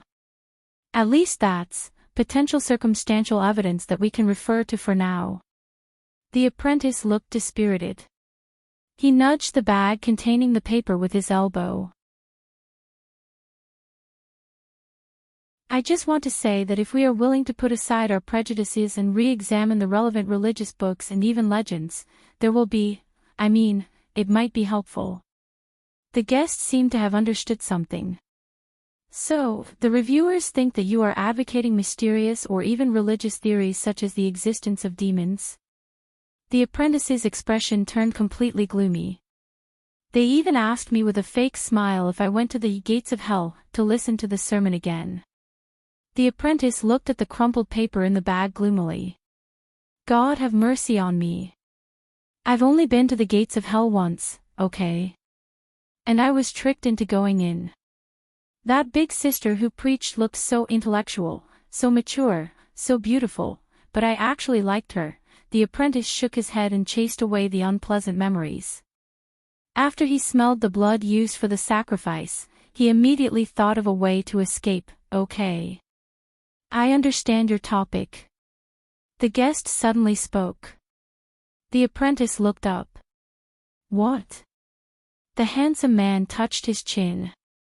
A rare transformation spell that works on the level of the origin, using the contemporary metasystem hypothesis to explain those ancient spirit summoning circles that have been despised for a long time. The guest skillfully used the terminology in his paper. You are trying to establish an argument that can be accepted by the mages, from the perspective of modern magic, to explain the unspeakable mysterious phenomenon. The handsome man looked up. To make it easier to pass the manuscript? To apply for funding for the next step of research? The apprentice snorted, a little self-deprecating. Didn't it still not pass? Moreover, the archaeological excavation is over. There's no hope. The large classroom was silent for a moment. The two of them were separated by a seat, silent. After a few seconds, somewhat to the apprentice's surprise, the guest did not comfort or mock him. This was the most treatment he had received in the past month. Divine arts. The handsome man turned around and asked seriously and solemnly, why is it not divine arts? The apprentice was stunned. What? The handsome man lowered his head, his eyes surging with light. Ignoring the basic laws and completely changing the form of life. In countless religious records and legends, miracles and divine arts have shown the same effect, haven't they? The handsome man enunciated each word. Reviving the dead, regrowing the flesh and bones, restoring the broken body, creating the oracle. The apprentice paused for a long time before he said hesitantly, that's not the focus of my research. I'm not a believer of the bright God, not a quack. He said gloomily. But the handsome man looked at him for a long time and laughed. Actually, you've thought of it, haven't you? The handsome man's words were bewitching, and the records of miracles and divine arts are more numerous and more detailed. But you couldn't write it. The apprentice trembled slightly. After a long time, the apprentice exhaled and patted his thesis. Just writing it like this is enough to make people think that I'm a quack. His tone was as if he had accepted his fate. And I still want to keep my job. The guest was silent. I thought the Soul Tower was very open. The handsome man said softly, here, everyone has and should have an independent and free soul. The apprentice snorted, disapproving. No matter how independent they are still humans. He sat back in his seat and looked at the ceiling, his tone filled with indescribable disappointment. No matter how free they are still mages. They are born to reject certain things. These words made the handsome man fall into deep thought. They don't believe that there are other paths apart from their path that can be called rational, and they condemn it as foolish, by the standards of magic. The apprentice was engrossed in his words. They believe that even if it can be doubted, even if it can be falsified, even if it can be overturned in the end, they must and can only do it in their own way, otherwise, it is just the words of fools, irrational. They believe that everything that exists in the world must be explained by logical principles that they recognize in order to be reasonable. Because magic is advanced, and magic is the truth. The apprentice sighed. As mages, we are so progressive, he said listlessly. So much so that we can no longer progress. There was another indescribable silence. Until the handsome man looked up. It's too big. The apprentice was puzzled. The handsome man casually and happily flipped his hair. The scope of your complaints is too big, but this has nothing to do with magical ideals. And this is only about mages, and only about humans. The apprentice was stunned. I don't understand. The pretty boy smiled in an unrestrained manner, and it dazzled him. The reason you were rejected is politics. The apprentice's expression changed slightly. Excuse me. The handsome man reached out his hand and tapped the apprentice's forehead. To be precise, it is about the right to speak in magic research, leadership, vested interests, and the personnel structure of the magic tower, politics. The apprentice stared at him blankly. What do you mean? The handsome man pulled out the stack of parchments from between them. Especially this argument of, we should put down our pride and re-examine religious legends. The reason they rejected such arguments is because of recent events. The apprentice rolled his eyes. Recently. The handsome man flipped through his paper and smiled mysteriously. 3 months ago, the seat of all laws was defeated in the Northern Diocese's truth debate. The apprentice's expression changed.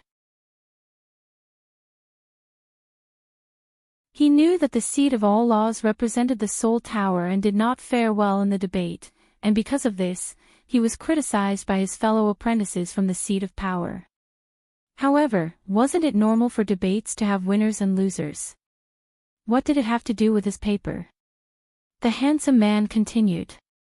Unfortunately, the Duke of the Northern Territory and the governor of the province were among the spectators. The influence was deep, and the consequences were not small. The handsome man narrowed his eyes and smiled. With the approval of the Arund family and the strong recommendation of the Bright God Church, the young bishop of the Northern Diocese was able to return south to the City of Triumph and went straight to the Supreme Palace to preach to the nobles of the imperial capital, including the royal family. It is said that he even hit it off with His Majesty and had a pleasant conversation. This has become a popular story that has spread throughout the 23 provinces of the empire. There are even rumors that His Majesty intends to make this young but knowledgeable bishop of the Northern Territories the Prime Minister of the Empire, in order to replace Count Renato, who has been criticized for failing to suppress the rebellion. A series of inexplicable nouns and events hit the apprentice's brain full of corpses and bones. So. The handsome man closed the paper, leaned on the arm of the chair, and approached him with a faint smile. So, now, not only the Red Horn Tower, but the higher-ups of the 3 towers urgently need to regroup, save face, strengthen confidence, and let people believe again that magic is the truth of the world, and that mages are the right path for humans. Smack! The handsome man waved the paper and gently slapped the ignorant apprentice's forehead. And at this time, of all things, you submitted such a paper. You said, hey, maybe the stories written by those quacks make some sense, and you even wanted to apply for funding and set up a research group. The apprentice understood something. He took the wrinkled paper from his head and looked at the guest dumbly. If they let you pass, the handsome man snorted. Then, at such a time when people are anxious and morale is low, what about the authority of magic in the hearts of the majority of students? What about the authority of the court mages in the various families of the empire? What if the nobles no longer believe in reason, and instead resort to mysticism? What about this entire research system, proof methods, and principles that we have spent thousands of years to obtain? What about their guiding position in the magic system? The apprentice hugged the paper tightly to his chest and blinked in confusion. What? Most importantly, the handsome man chuckled, stretched his hand forward, and tapped the apprentice's forehead. If what saved mankind 1,000 years ago was not magic, not mages, not the wisdom and power of mankind, but the illusory gods and devils. Then, what about the absolute advantage of faith in the church that we have built up in the hearts of the majority of the people after the Great Reconciliation? The apprentice took a deep breath, and after sorting out the logic, he felt a little indignant. But if this is the truth, the handsome man's voice suddenly turned cold, and he interrupted him. Then this truth should be buried, and never see the light of day. The handsome man's face darkened, but there was a cold charm to it. Unless this truth is beneficial to us, and will not affect the absolute dominance of mages in the secular world. The handsome man stretched out his hand again and tapped the apprentice's head. He seemed to particularly like this little gesture, and said, "Knowledge is also constructed by power. I first love my teacher, and only then will I love the truth." The apprentice shook his head, escaping from the guest's little gesture. He carefully thought about every word the other person said. One question was answered, but endless questions followed. He looked at the guest skeptically. "You? Who did you say you were?" The handsome man returned to his seat, and his smile became even more mysterious. "I didn't say, but..." He lifted his chin slightly, extended his right hand, and cleverly hid his arrogance in his teasing tone. "Micinta. Micinta Renato." The handsome man said softly, "Nice to meet you." The apprentice subconsciously held the fair and tender hands of a noble who clearly had not done much farm work. "Oh, yes, I'm happy to meet you too." "Wait, Renato." The apprentice's expression changed.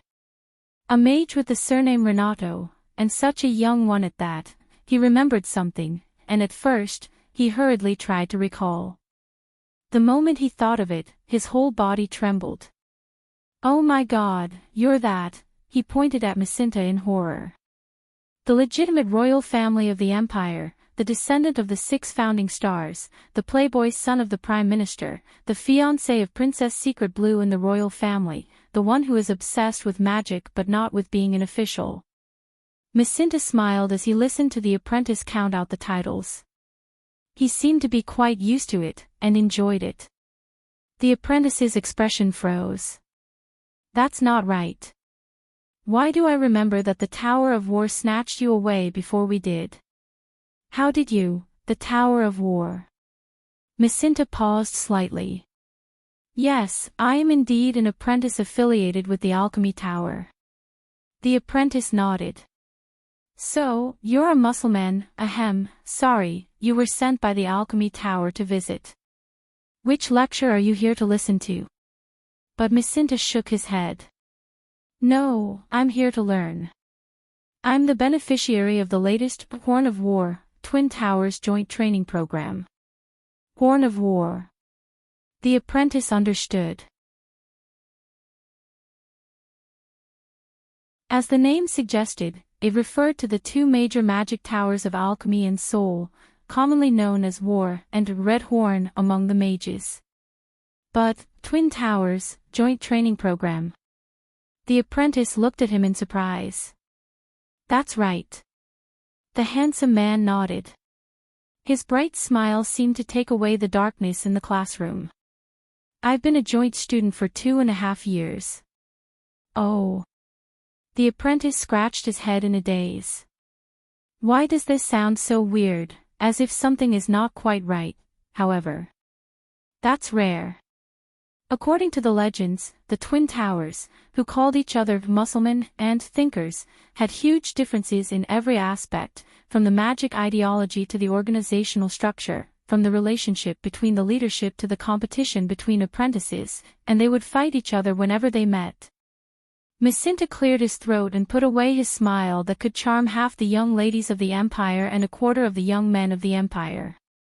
"Listen, I have a research project on hand." He looked at the apprentice seriously. "Perhaps you'll be interested." The apprentice snorted in his heart. "What do I say?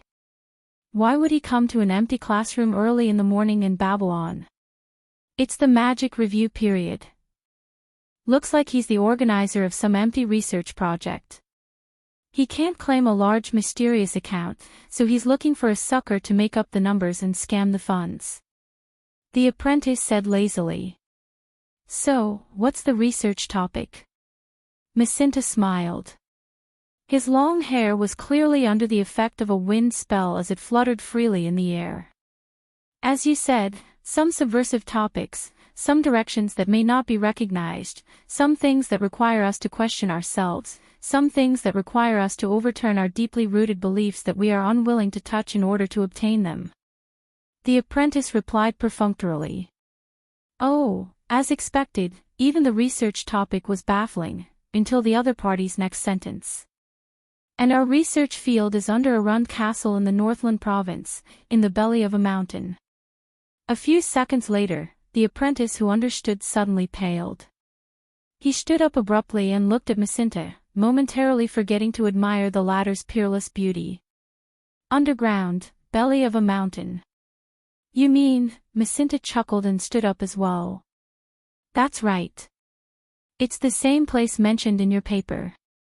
The ancient battlefield ruins of the era of various kings that you once participated in the excavation, that ancient underground transportation tunnel. The pretty boy walked up to the apprentice. Just a head taller than him, he looked down at him condescendingly. Nicknamed by the people, Black Track. The apprentice was completely stunned. But Micinta did not let him off. He skillfully revealed a secret that even the apprentice did not know. After your Red Horn Tower was forced to withdraw from the joint pressure of the Empire's official research team, the Ascetic Tower, and the Bright God Church, the management of the ruins fell into the hands of the governor of the Northland province. And the Duke of the Northland, who is good at smoothing things over, originally only intended to block the entrance of the cave and build a monument saying, "We killed the ancient orcs." But unfortunately, I am very familiar with Duke Arun's heir, and he delegated this task to me. The pretty boy bent down and touched the apprentice's forehead. You know, if I were to build a monument, I could use someone like you. He blinked. You. His eyes were a deep blue, as though he had plunged into the deep sea. The apprentice could not care less about the other party's overly intimate actions. He subconsciously gulped. You mean, fake construction, duplicity. Isn't that illegal? Micinta smiled but did not answer directly. What do you say, do you want to come? The apprentice took a few steps back and eased his breathing, which had quickened due to the other party's proximity. He looked at the other party in surprise, then at his own paper. Black Track. Excavation. But a few seconds later, the apprentice's expression darkened as he realized something. There were many people who participated in the excavation. The apprentice's expression darkened. For example, my mentor, Wizard Donovan. You should look for him. Micinta stared at his expression and smiled. Donovan. The Donovan who is only one step away from the title of master. He scratched his chin, deep in thought. Well, I have studied all of his works, from the early days to the present. The apprentice snickered. You sure are confident. He looked at the noble young master in front of him without hesitation. In Wizard Donovan's career, there are a total of 163 papers and 12 books. No. Micinta shook his head and interrupted him. To be precise, there are 192 papers and 13 books. The apprentice's expression suddenly changed. The pretty boy in front of him played it down. Including some manuscripts of his exercises when he was young, and a book that has yet to be published. The apprentice was stunned. Holy shit. It's fine if this guy is handsome. After all, there are still many people in the world who are close to my looks. But, he clearly looks like a rich playboy, and he's not that old. Could it be? Micinta did not notice the apprentice's thoughts.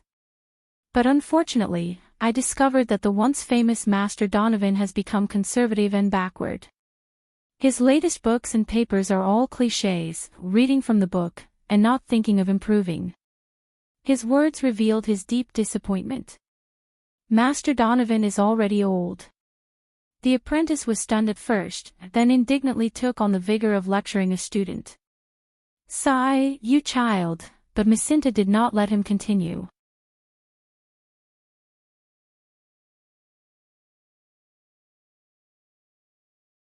"I have to rush to prepare the facilities for the next lecture," the apprentice did not continue. Micinta raised an eyebrow. "All right." He nodded, feeling a little regretful. What a pity. The pretty boy stared at the apprentice, but the apprentice did not say a word, seemingly unmoved. Micinta sighed and could only turn around to leave. The moment the apprentice turned around, Toros, who had been silent all this while, shut his eyes tightly and bit his lower lip. It was as if he was being tortured. At that moment, "Toros." Micinta did not turn around.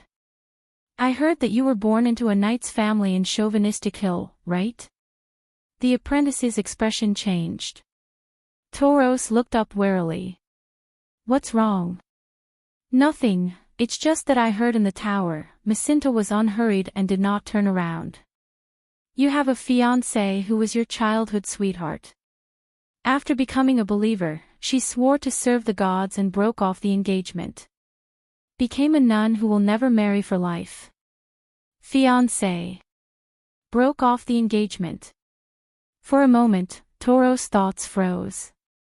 The papers in his arms groaned in pain. Micinta curled the corners of his lips. "Hey, muscleman."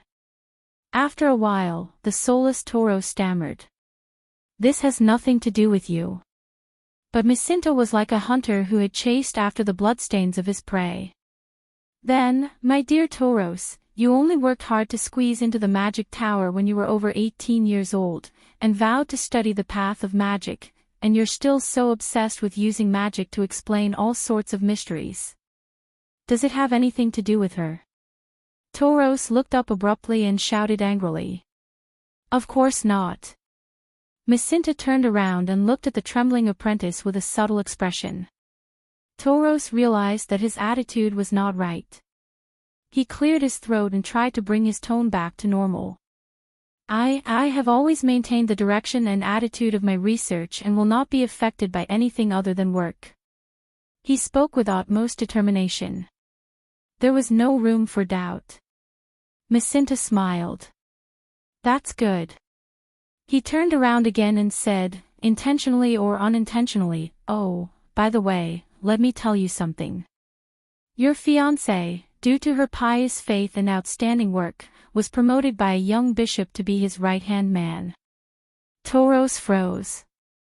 "Oh, what a coincidence. It's the one I mentioned just now, Bishop Zieg, whom His Majesty the Emperor treats as a guest of honor." Micinta's voice drilled into his ears like the whispers of the legendary devil. He could not stop it. "As a holy nun revered by the believers, your fiancée, ex-fiancée, is deeply trusted and bathed in the grace of God. Dedicate herself." The air in the classroom seemed to have frozen. After a long while. "All right, I got it," the apprentice said absent-mindedly. Micinta looked at him and the corners of his lips returned to being cold. "Then I'll be leaving," the pretty boy said plainly. "Good luck to you and your paper."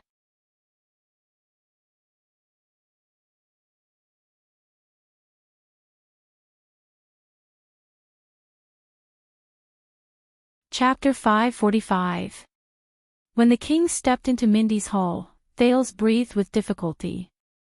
His knees rested on the carpet in Mindy's hall, feeling waves of coolness. Many footsteps came from the front, one of them steadily in front, the others followed in a blur. Thales could clearly hear his own breathing, and for the first time, he found it so ear-piercing. "Rise, everyone." A familiar voice came, heavy as ever. "This is a banquet, not an imperial conference. Those old men are annoying enough." No one dared to answer. For a moment, the Duke of Starlake seemed to have returned to 6 years ago, when he had just arrived at Mindy's hall in a daze. At that time, when King Kessel met him for the first time, the solemn atmosphere seemed to crush the floor tiles, forcing the little beggar to feel uncomfortable and speechless. Thales stared at the pattern of the carpet. There should not have been any iron spikes under it. The Duke bitterly realized that after 6 years of training and polishing, when the same scene reappeared, the heaviness he felt did not diminish at all. Instead, it became even stronger. King Nuvan, King Chapman, and all the other great enemies whom he was extremely wary of, none of them could make him feel this way. Why? Why was it like this? Thales still lowered his head. Whether it was guests or attendants, guards or servants, everyone bowed in a low voice, and the sound of greeting was endless. But it did not relax Thales' nerves at all. Finally, the pair of ancient but expensive boots stopped in front of him. The bottom of the staff of constellation touched the carpet, as if it had taken root. After about a century, a palm appeared in front of Thales. On it, the bronze ring that symbolized the king's authority shone slightly. Thales was dazed for a moment, as if he saw the national conference. When the Iron Hand King stepped into the Hall of Stars, the vassals of the kingdom bowed and kissed the ring on his finger to show their loyalty. The Duke of Star Lake took a deep breath. He took off his gloves and held the palm, ready to kiss the king's ring according to etiquette. But to Thales' surprise, the king held his hand in the next moment and stopped him. Thales looked up in shock, only to see a pair of deep blue eyes staring at him coldly. When you were in the north, King Kessel spoke slowly. His tone was normal, but his words were heavy. When you faced King Nuvan, the new king, and all of Ekstet, did you bend your knees? Thales' heart trembled. He looked into the pair of bottomless blue eyes for a second and felt the determination and heaviness hidden in them. He gulped. No. The teenager added the title with some difficulty. Your Majesty. In the next second, Thales felt a weight on his hand, and he was involuntarily pulled up from the ground. Then don't have bad habits, Kessel said coldly. The dignified air seemed like it was about to turn into ice water and flow down the wall. Thales did not even have time to react or think. The king stared expressionlessly at his heir. As a Jade Star, even if both my legs are crippled, I will still be a Jade Star. I will never bend my knees. The surrounding crowd let out a fleeting discussion before returning to silence. Especially when, the Iron Hand King slowly let go. He looked at the statues of the 3 constellation kings on the spiral staircase, paused for a second, and then looked at the chandelier above his head and the decorations in the hall. Here. Used to the low pressure around the king, Thales was a little surprised. He did not ask me to kneel, and he did not ask me to kiss his hand. In the past, the Supreme King with a profound aura and heavy footsteps. Today, the people who bent their knees to greet him still had their heads bowed. No one knew what they were thinking. Thales stared at his father inquisitively, but he still answered obediently, yes. He sensed the difference in the atmosphere and tacitly added, Father. King Kessel stared at him without saying anything. He just gripped his scepter again. The interaction between the king and the prince was like an order. Only then did the people around them get up and surround the king to perform their duties. The commander of the royal guards who served beside King Kessel, Lord Adrian, bowed to Thales with a faint smile, and then whispered something to Mallows. Thales was still deep in thought. King Kessel did not stop or exchange pleasantries, but simply walked past him. It was as if what happened just now was just a small episode in the royal family. Until the king stopped again and faced the only person in the hall who refused to kneel to greet him, much less put on a straight face. Val Arund was like a dazzling pillar, firmly planted on the floor of Mindy's hall. He looked coldly at his old friend, and did not say a word. Thales could smell the faint tension in the air. King Kessel did not speak either. He only stared at the Duke silently, his gaze moving back and forth between the shackles on the Duke's hands. Their gazes met in the air. At that moment, there were too many things hidden in their eyes. Their tacit silence made the attendants around them anxious and embarrassed. Until a gentle and pleasant female voice broke the silence. Unbelievable. Is this little Thales? Thales slowly turned around and faced another lady who came with the king and was surrounded by many women. He could not help but feel his heart tighten. The lady's dress was luxurious, her posture elegant, but not lacking in liveliness. Her gaze as she sized up Thales was full of surprise. It's been so many years in the blink of an eye. Look at your height. Do you still remember me? Thales looked behind the lady. Gines was dressed in a standard female official's dress. Her expression was calm, and she nodded at him almost imperceptibly. The teenager smiled. With complicated and subtle emotions, he held his stepmother's hand and bowed. Your Majesty, you are still as elegant as ever. Queen Kia's eyes lit up. She sized up Thales while happily turning her head back and said to one of the women, Look, Elise. Look, Elise, he recognized me at first glance. You have to know that he was so young at that time. The queen was radiant, her smile sweet, her speech fluent, natural and friendly, leaving a good impression on anyone who saw her for the first time. If Thales hadn't met her 6 years ago, he would have. Of course. Another delicate-looking lady among the women who came with the queen also looked at Thales. Prince Thales has always been known for his intelligence. This lady was dressed in a dark dress and wore a velvet shawl. She was equally elegant, but a little more quiet. Even in Northland. Thales looked at the velvet silently. Kia held Thales' hand and sighed as she sized him up. She turned to Gines with a vexed expression. Oh, Gines, you should have asked me to bring the children. Perhaps Lydia is a little mischievous, but you should have at least brought Luther along. Let him learn from his brother and learn how to be a good prince. Hearing those two names, the smiles of the people around them froze. Gines looked troubled.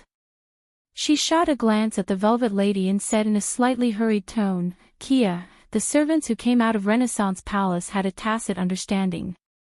2 female servants stepped forward without batting an eyelid. But the queen still grabbed Thales and sized him up. She refused to let go, as if she loved her stepson very much. After all, they are both children of the royal family. What will happen when they grow up, at this moment? Kia.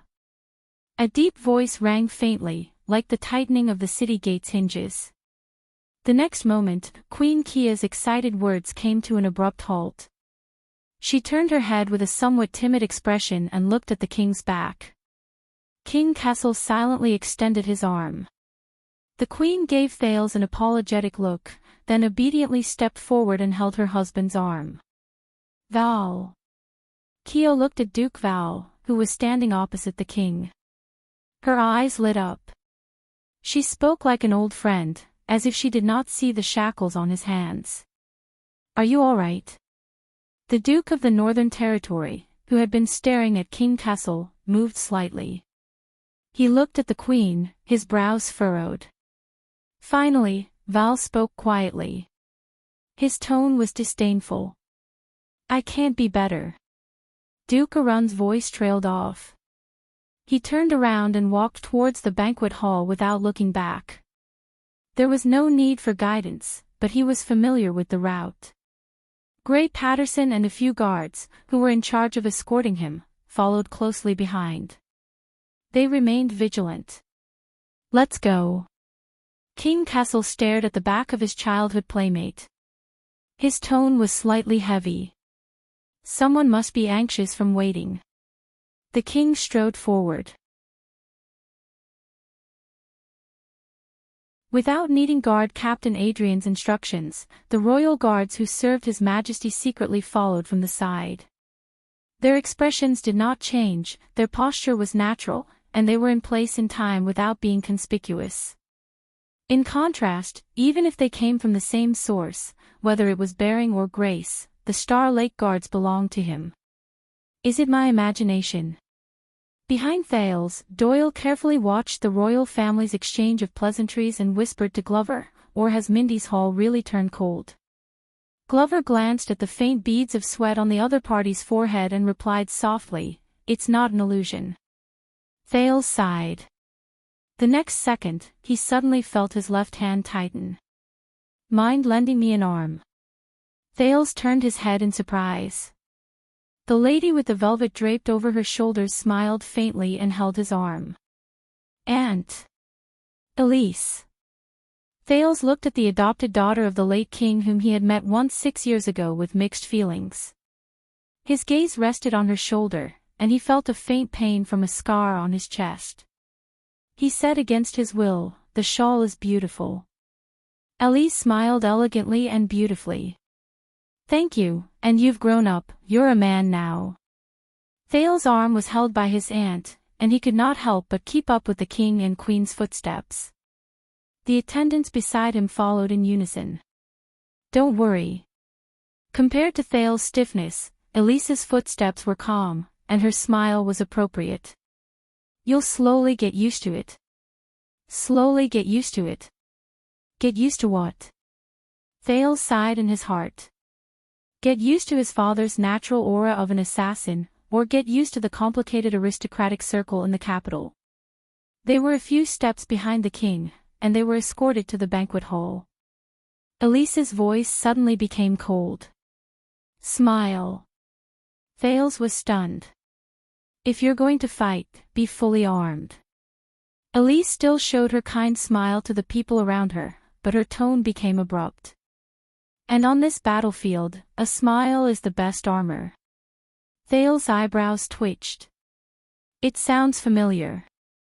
But before he could come up with an answer, Elise had already turned her head and looked at the person who had unknowingly followed them. "I haven't had the time to congratulate you, Tormund." Elise looked at Mallows gently.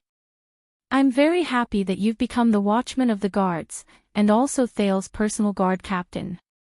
Lord Mallows nodded slightly.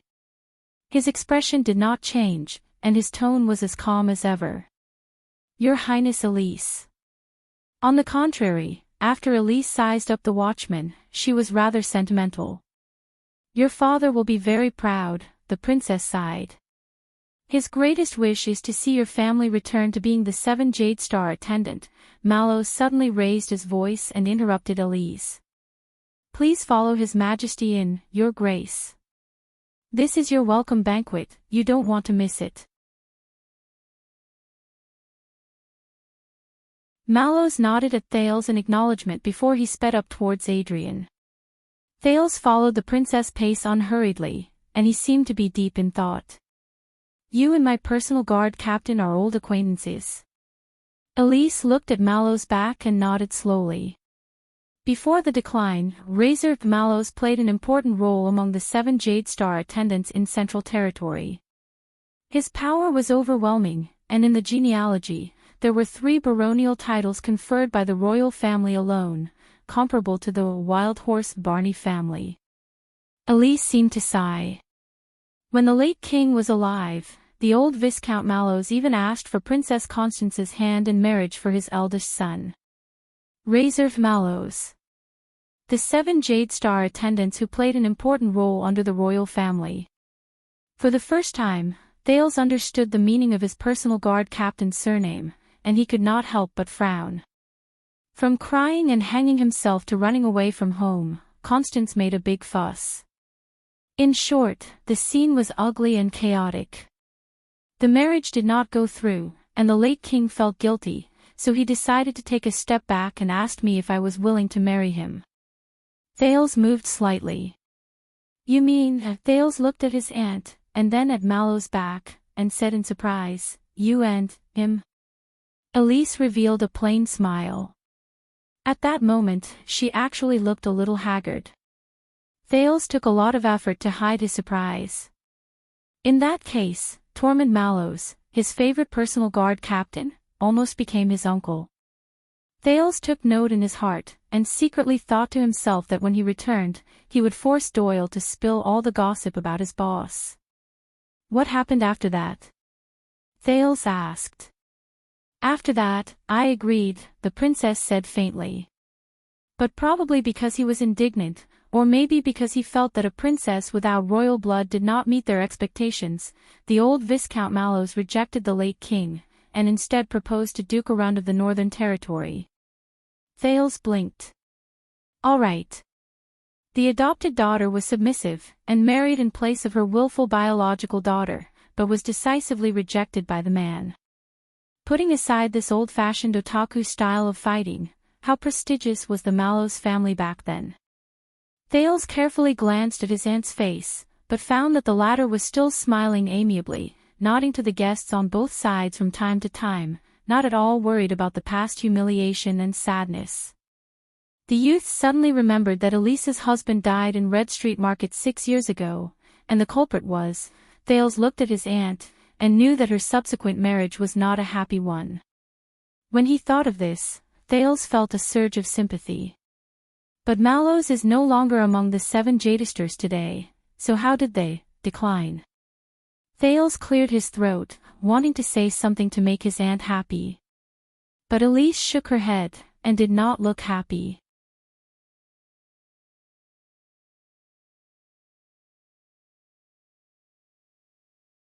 She knew how to break free from the rope in the middle of the night and sneak out to eat the night fodder in other mangers, causing the entire heroic spirit palace to be nervous and search for the thief. Only when Ida came back from stealing a drumstick in the middle of the night, did the truth come to light, fierce and domineering in front of Waya and Ralph, obedient and innocent in front of Thales and Nicholas, bad-tempered when she saw a coachman with a whip and harness, friendly and approachable when she saw a coachman with fodder and brush. Is there any part of Miss Jenny's body that can be associated with the word good?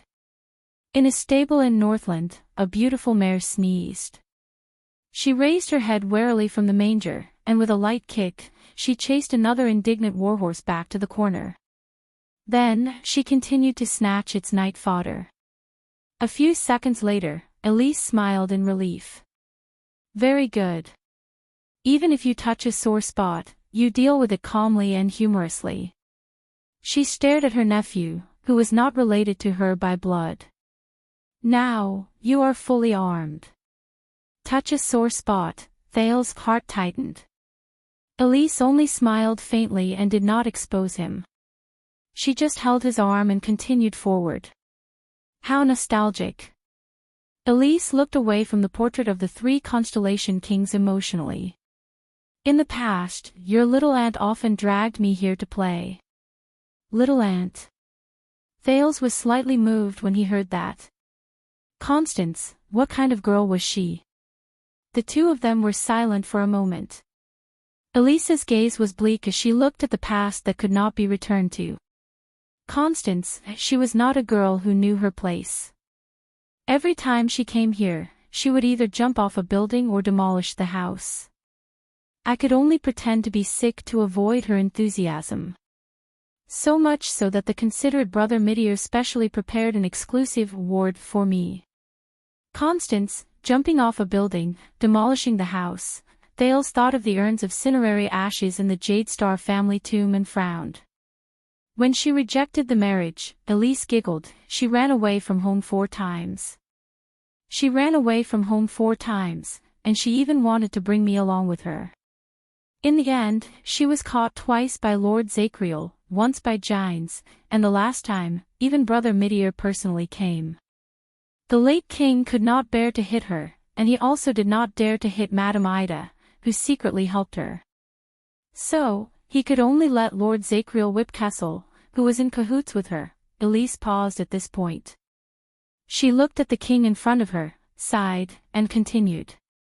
Now that I think about it, running away from home with her and starving on the streets together, sigh, it's actually not that bad. Thales was a little dazed as he listened. Constance sounds like. Thales said faintly. She's a very lively and adorable girl. Lively and adorable. Elise laughed involuntarily. You haven't experienced her pranks, including when she painted cute kittens on the back of Horace's armor. The entire military camp saw it, but no one dared to say anything. It was a captive who reminded him. Because she was afraid that third brother could not find a wife, she used Bancroft's name to send love letters to all the future sisters-in-law she had her eyes on, and arranged dates. Because she thought Herman was too smug, she secretly changed his perfume to dog urine when he had a cold and could not smell it. Interested in adult sex, she secretly followed Kessel to Red Street Market, eavesdropped on him, and even came out from under the bed to ask him about his thoughts. Thales could not help but laugh as he listened. The only person who could discipline her was Brother Midier. Elise shook her head helplessly. But even so, Constance's plan still worked once. She successfully applied a delayed effect pepper spray on Midier's wheelchair, and he looked like nothing had happened. He attended the Imperial Conference for an entire day without batting an eyelid. Thales was still laughing, but he suddenly realized something and froze. Aunt Elise, you just said, Thales frowned, and said softly, Midier's wheelchair. The atmosphere between the two of them sank slightly. A few seconds later, Elise frowned slightly. You don't know. Thales narrowed his eyes. That's true, Elise sighed slowly. It's a long past, and it involves the deceased. It's normal that you don't know. The Duke of Star Lake subconsciously turned his head. He realized in hindsight that all the stairs in Mindy's hall had slid down a considerable proportion. It seemed like it was not just for decoration. And Elise spoke faintly, her gaze focused on the void. At this moment, she seemed to have cut off the noise of the outside world and was immersed in the past.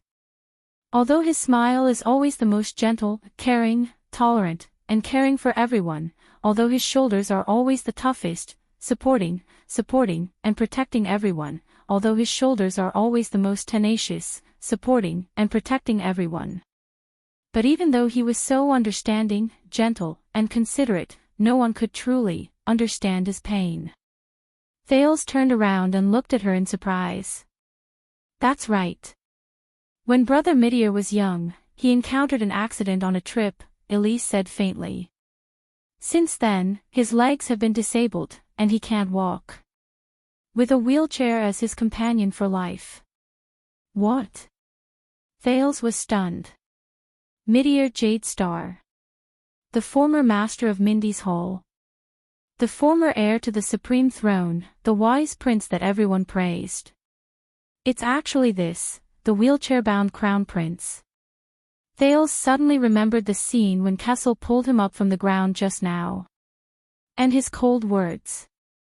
As a Jade Star, even if both legs are crippled, never bend your knees. Especially in here. In the next second, without any pause, they followed behind the king and queen and walked into the banquet hall. They welcomed the surging tide of people and the cheers of the mountains.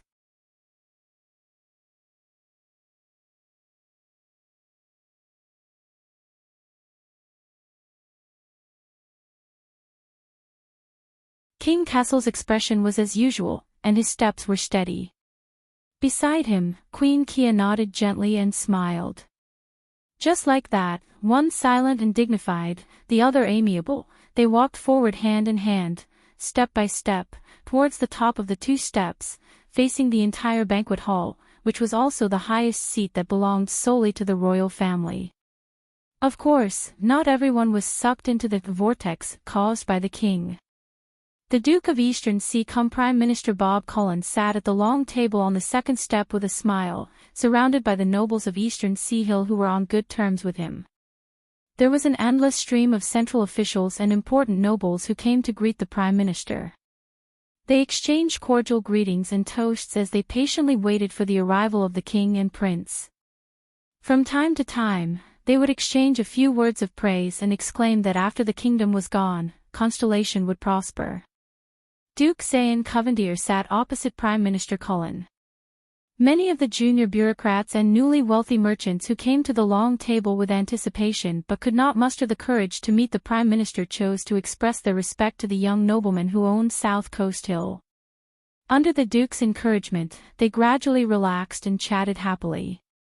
When they left, they repeatedly praised the approachable, noble, and sincere master of iris flowers. In stark contrast to this table was another long table on the same step but much more secluded. The shackled Duke of the Northern Territory, Val Arund, with his hair hanging to his shoulders, sat quietly at one end. He ignored the curious and probing gazes of those around him and drank by himself. Behind him stood a few royal guards who never left his side. Other than old acquaintances, only a few upright Northern Territory nobles and honorary conscripts who had fought alongside him dared to come forward to greet him. At the other end of the long table sat the casual Duke of the Land of Cliffs, Coaster Nanchester. The owner of the great antlered deer had a cold and gloomy eye as he sized up the commotion caused by the king. From time to time, he would raise his glass at Duke Val, who was sitting opposite him. Many nobles with deep family backgrounds and close ties with the Northern Territory and the Land of Cliffs came forward to greet him, but compared to the Prime Minister and the Duke of Iris Flowers, this table could only be considered deserted. In contrast, the third step of the table next to the Duke's long table was much more harmonious. The people sitting here may not be as noble as the guardian dukes and appointed counts, but they were still more important, such as the central political figures of the Imperial Conference, the various bureaucrats in Eternal Star City, and the important heads of the industrial and commercial industries.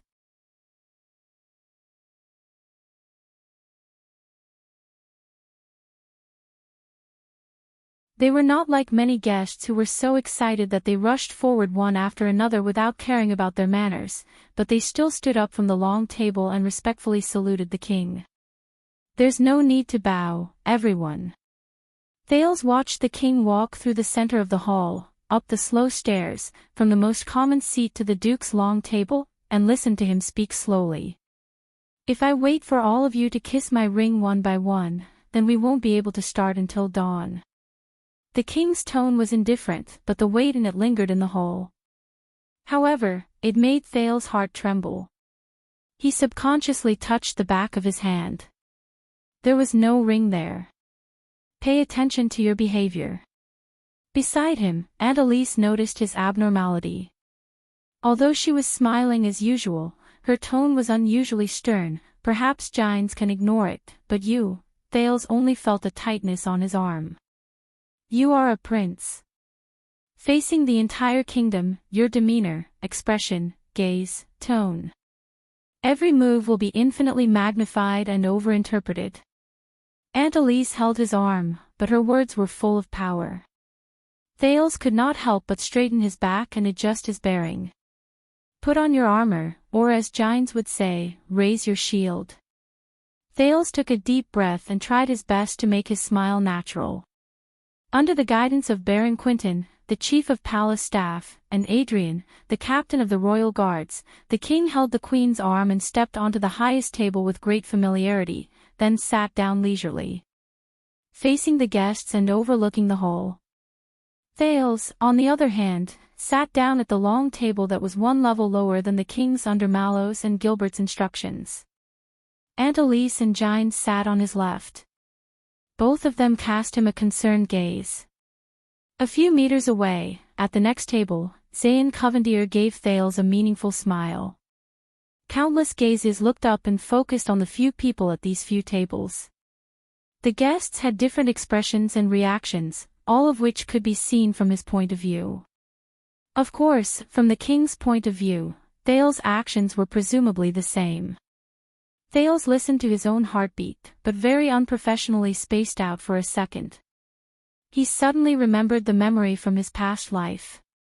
The moment he stood on the podium, all the flukes and fantasies you once had as a student would be completely shattered. It turned out that for thousands of days, the teachers could clearly see all the little things you thought were hidden, low-key, and undiscovered, on the podium and under the table. But they still pretended that nothing had happened, and continued to lecture patiently and smilingly. It seemed that the students below the podium were good children who were listening attentively, weren't they? At this moment, Thales maintained his smile as he quietly looked at the good students in the hall, and suddenly had a realization about the height of the king's seat. Damn it, zombie, sit there a little, or else the beautiful maids. I mean the attendants will not be able to pass when they deliver the food. Doyle's gritted teeth came from behind him. This place is too narrow. Is it really prepared for the prince? Even the banquets in the Barney family's manor are wider than this, or do the attendants have no human rights? Next door, Mallows, who sat at the same table as Gilbert, glared at Thales. Doyle's whispered complaints immediately disappeared in Thales' ears. The banquet hall slowly turned from noisy to quiet. The Master of Eastern Sea Hill cum Prime Minister, Duke Cullen, stood up from the table with a smile. He first reached out to stop the music, and then bowed to the king. His huge belly almost pushed the heavy long table back a few inches. Your Majesty, Eternal Star City has not had such a large royal banquet for a long time. This is a national event, but Kessel V just waved his hand lightly, and nonchalantly stuffed the Prime Minister's words into his mouth. I know why you are here. You also know why I am here. The king's cold voice reverberated in the hall, and just like the countless imperial conferences he had attended, the temperature absent-mindedly dropped. There is no need to waste time.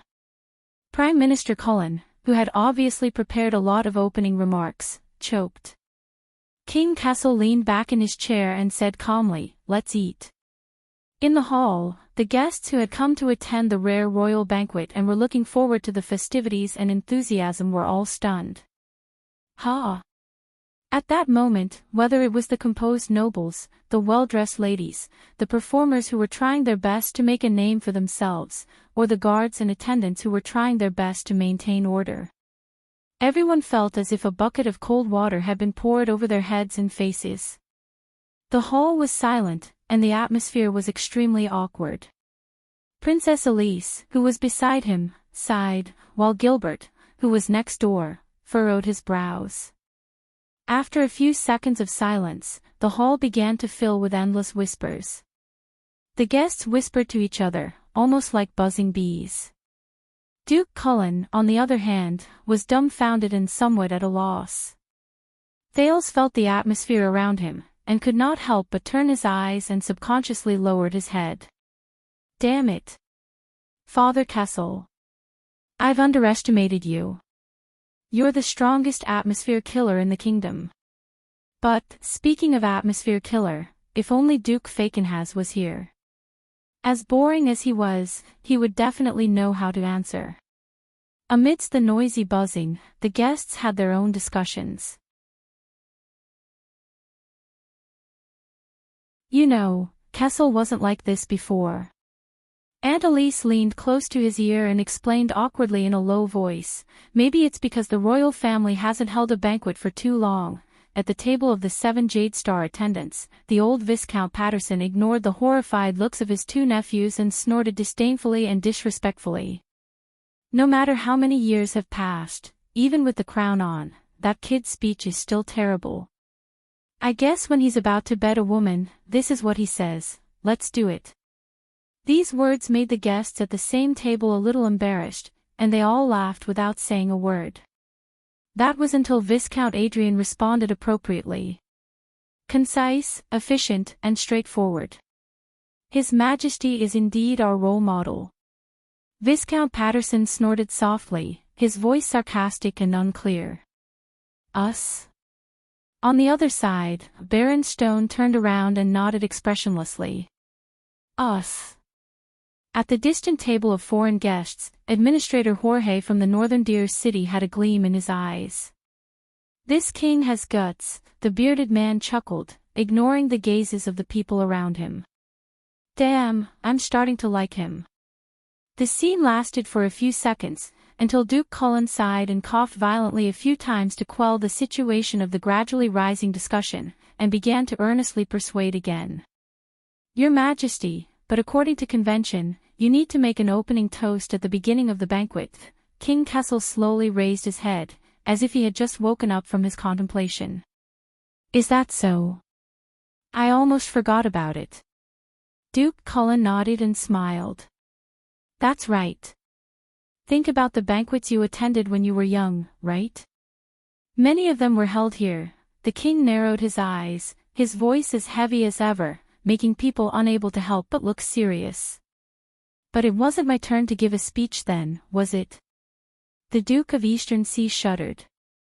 Your Majesty, his face was pale, his lips opened and closed, but he still could not continue.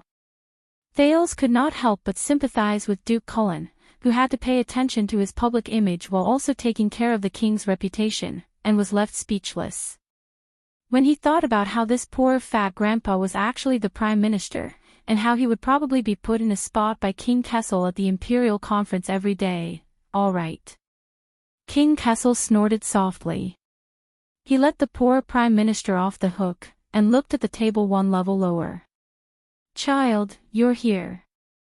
Thales met the king's gaze, and subconsciously, according to his instincts from his etiquette training, nodded at his majesty in response. The etiquette was perfect, and the smile was appropriate. To show one's loyalty.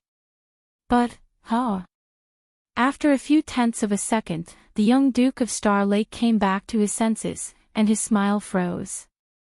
Wait a minute. What did he say? Come what?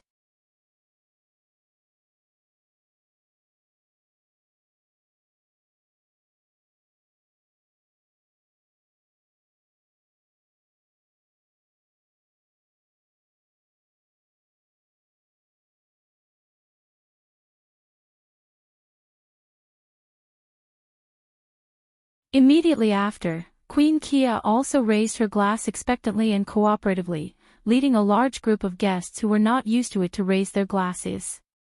Soon, under the urging gaze of the queen, the king also snorted softly and raised his glass nonchalantly.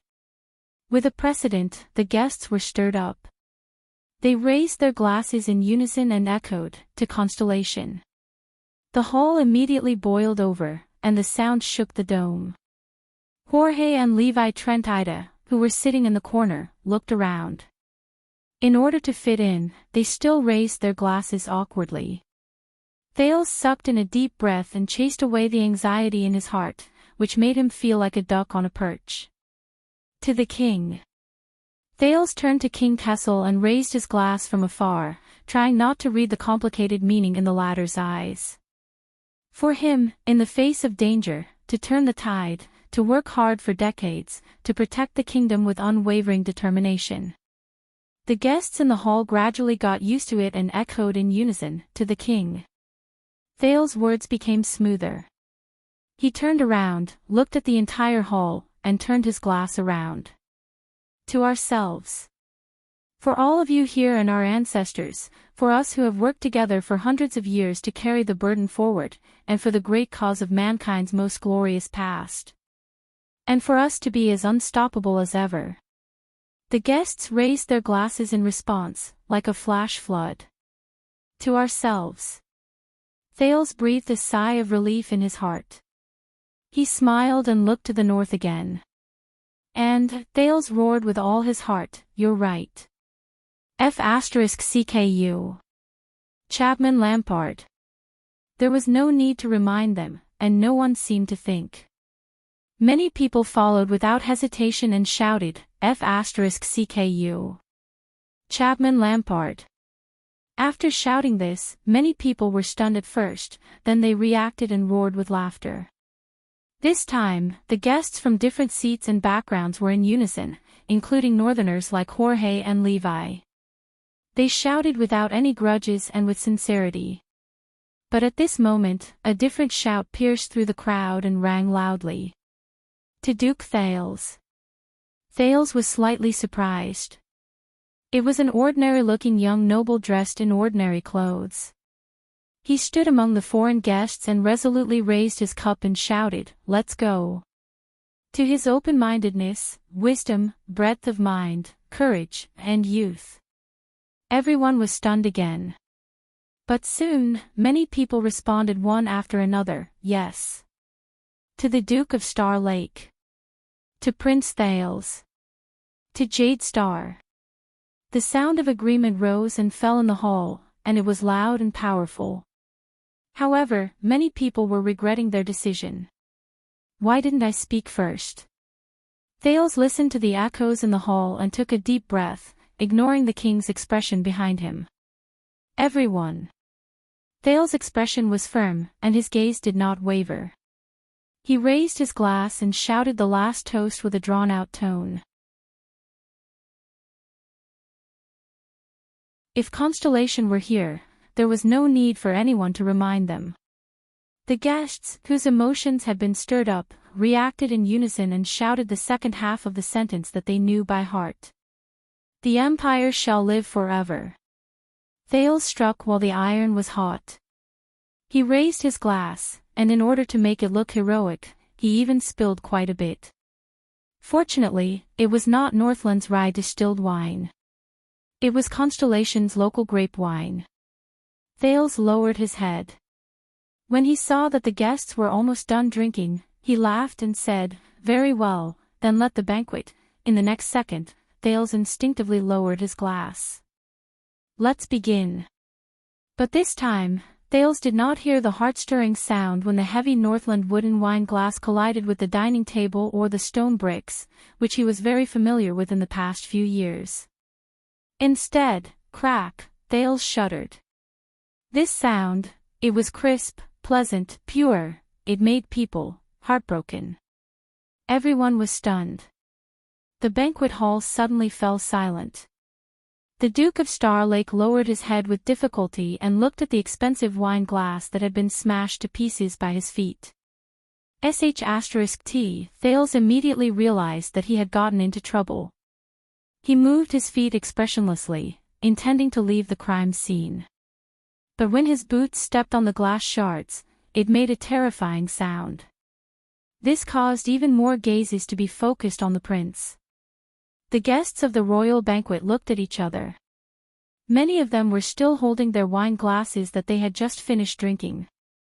They looked at the Duke of Star Lake, who had just committed a grave crime of murdering a wine glass in front of the entire kingdom. They were at a loss. Until Administrator Jorge from Elefure City, who was seated at a remote table, finished his wine. He was in high spirits and smashed his glass downwards without any hesitation. Crack, the sound of glass shattering shocked everyone again. But in the next moment, Gilbert was the first to react. Without hesitation, he spilled the wine that he could not finish and similarly smashed his glass on the floor. Crack. Beside him, Thales' personal guard captain, Lord Mallows, was expressionless, but he also smashed his glass hard. Crack. With such a precious gem in front of them, many of the observant Constellation guests reacted one after another. They came forward one after another. Whether they were familiar with it or not, used to it or not, liked or disliked it, they all raised their hands high and smashed their glasses hard. Crack. Crack. Bang. Rip. For a moment, it was as if solid ice had cracked in the banquet hall. Silver bottles exploded, and the crisp and sharp sounds of shattering rose and fell, echoing each other like a marching concerto. Even the high and mighty Queen Kia threw her hand excitedly. She watched as the Queen's special wine glass flew in an arc and landed on the floor, dismembered.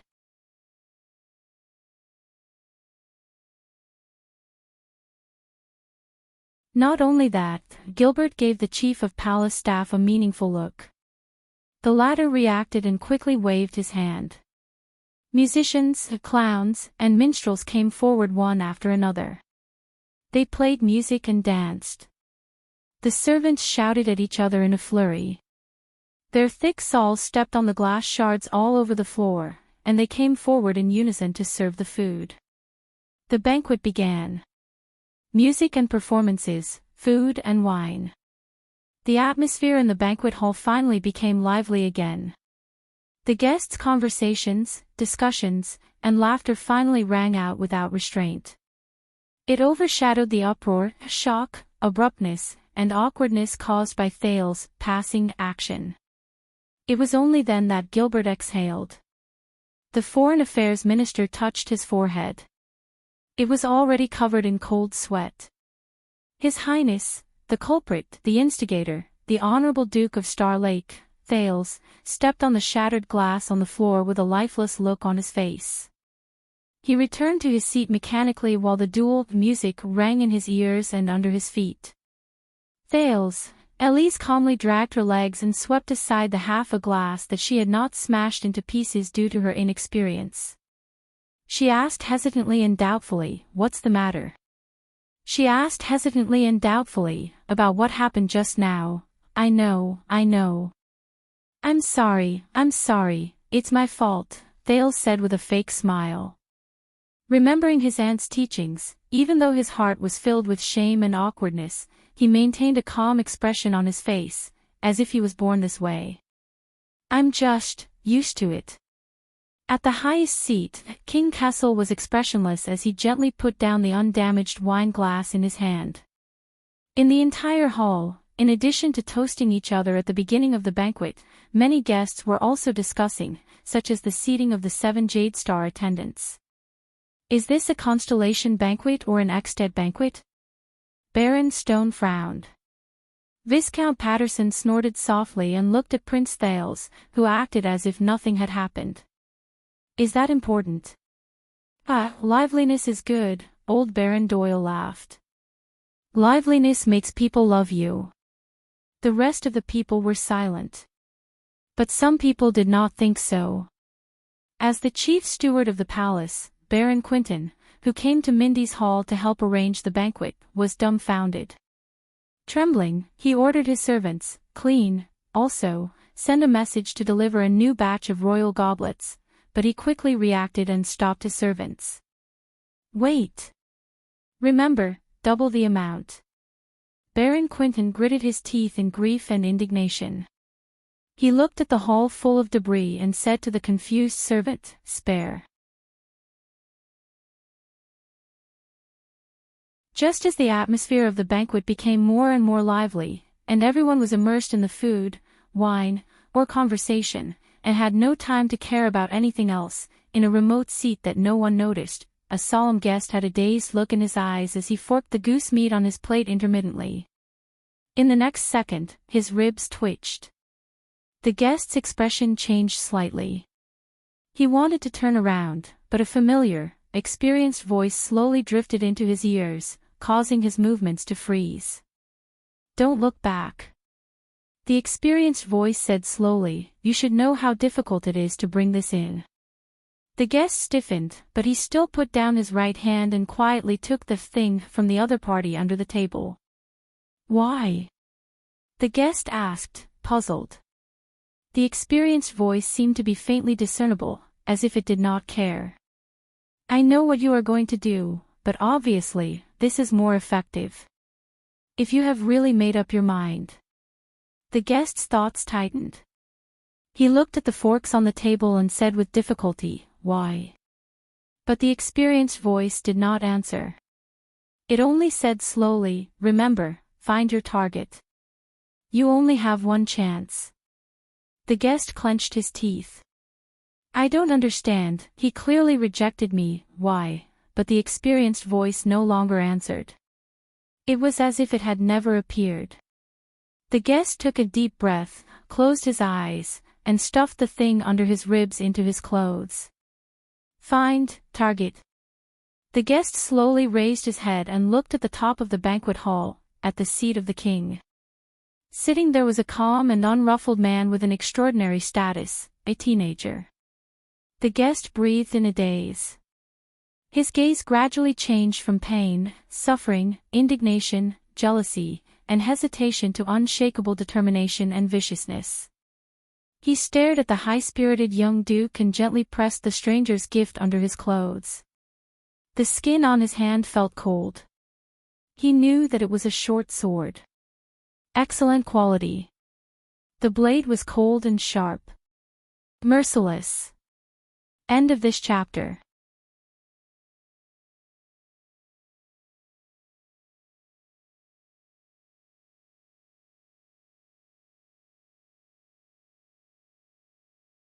The nobles in Enlenzo are very strict with their food. Of course, I can't get used to their taste. Once you get used to a place, it's hard to get used to the delicacies of another place. Thales forced a smile. In the end, he imitated his aunt and extended his claws to a plate of seemingly fresh lettuce. Someone poked him. Thales turned around and saw that it was Doyle, who was sitting on the vice table behind him. His cheeks were puffed up. "Your Highness, you can." Doyle swallowed a mouthful of food and ignored Glover's disdainful gaze. He pointed at Thales' table and whispered, "Can you pass me the seasoning salt?" "Oh right, and the plate of beef on your left," Thales frowned. "Isn't there any on your desk?" "Yes, but I always feel that the food served on your Highness's table is especially delicious," Thales sighed. He looked around and found that no one was paying attention. Then, he quietly leaned forward, pushed the plate of beef behind his armpit, and stuffed it to Doyle. "You're really not polite." Doyle took the food the prince gave him in a well-practiced and tacit manner. He smiled obsequiously. "Because his lordship is not here." "Ahem, I mean, because you're the most kind and gentle prince in the world." Thales rolled his eyes and continued to deal with his lettuce. Doyle sent the beef in Glover's direction, but the zombie just turned his head away in disdain and continued to drink his beer. Doyle shrugged indifferently and ate by himself. "Your loss." As time went by, the music was played round after round, and the performers changed again and again. However, the guests became more and more interested, and the atmosphere in the banquet became more and more enthusiastic. More and more guests left their seats and took the initiative to talk. But fortunately, Thales' burden was not too heavy, because most of the people were diverted to the highest table, to his father. It was a rare royal banquet for more than a decade, and there were many guests who wanted to use this informal occasion to pay their respects to the king. King Kessel still looked calm, but he could not finish his meal for more than a minute. Every time, guests of different backgrounds and classes, either with friends or alone, respectfully and expectantly came to pay their respects to the king, interrupting his pitiful rest time. It also affected Guard Captain Adrian and Chief Quinton, as well as important ministers of the royal family such as Gilbert and Kirkirkman, who had to rush over frequently to offer toasts and divert the king's attention. Although the Iron Hand King had a cold temperament, on this occasion, with a face full of boredom, he had to raise his cup frequently, nod his head in response, and say a few warm words from time to time. Queen Kia, on the other hand, was at ease. It could be seen that she was skilled in this field when she was young.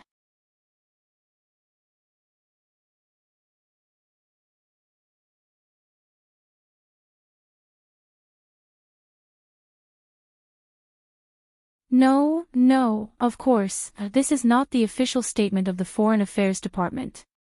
It's just my personal opinion. Although I do work in the Foreign Affairs Department. This was Gilbert. A suzerain has ordered the abolition of military service. He asked his subjects to pay with money, or else they have to give up their land.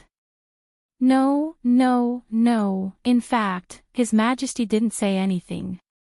This was Kirkirkman, the Minister of Finance. Of course, the saying abstinence and purity is the will of God is already outdated. On the contrary, if your fief's market is prosperous and there is an abundance of goods, it can attract more money, and you can make more beneficial policies. Presumably, it will also be in line with Sunset's edict. This was Vicar General Stylianides. Yes, a baron of Blade Edge Hill died in the plague, but he only had one illegitimate child. That illegitimate child promised a large sum of money so that the Duchess would acknowledge his right to inheritance. The baron's subordinates and vassals obviously had different opinions, so they came to Eternal Star City to ask His Majesty to make a decision. At this point, the situation became complicated, and no one dared to take up this case. The sin of Hell's River roared, sending more and more conversations from the table into his ears. Thales listened absent-mindedly. He tried to figure out the main points of attention of the guests and the circle in the capital city, while trying to figure out the kingdom's current situation from these words. But he suddenly had a strange feeling. In Dragon Cloud City, be it banquets, state affairs hearings, archdukes or counts, the private conversations of the extension nobles were always methodical and sharp. Fiefs, feuds, power, marriage, the way of Northland, it was often gloomy and heavy, cold and threatening, like dark clouds pressing down. But here, in Constellation, what era are we in? There are still people who believe that a marriage contract and the unification of two surnames can form a family alliance. Come on, in the past, the union of two families meant greater territory and power. But now, it will only bring about huge maintenance costs, sky-high land assessment fees and title recognition fees, as well as division and strife within the family. Your Grace, are you still thinking of exploiting the peasants and collecting taxes to get rich? Sunset, you should really broaden your horizons and learn from your peers in South Coast and Eastern Sea Hill. From trade guilds to buying shares in the Chamber of Commerce, from operating franchises to monopolizing the market, we should make good use of our status and power. In this era, we have too many ways to profit and become famous. Don't talk to him. This guy used to be crude and stupid. Even after he became a suzerain, his mind hasn't changed. His way of ruling is the most primitive and uncouth way.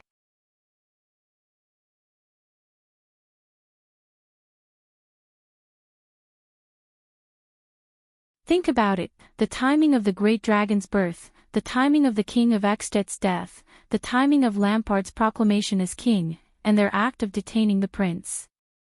Sigh, with this, the truth is about to come out, right? What truth? Hee, I can't go on. Think about it carefully, and those who understand will naturally understand. In short, we can't look at a problem in isolation. We have to look at the pretentious bullshit.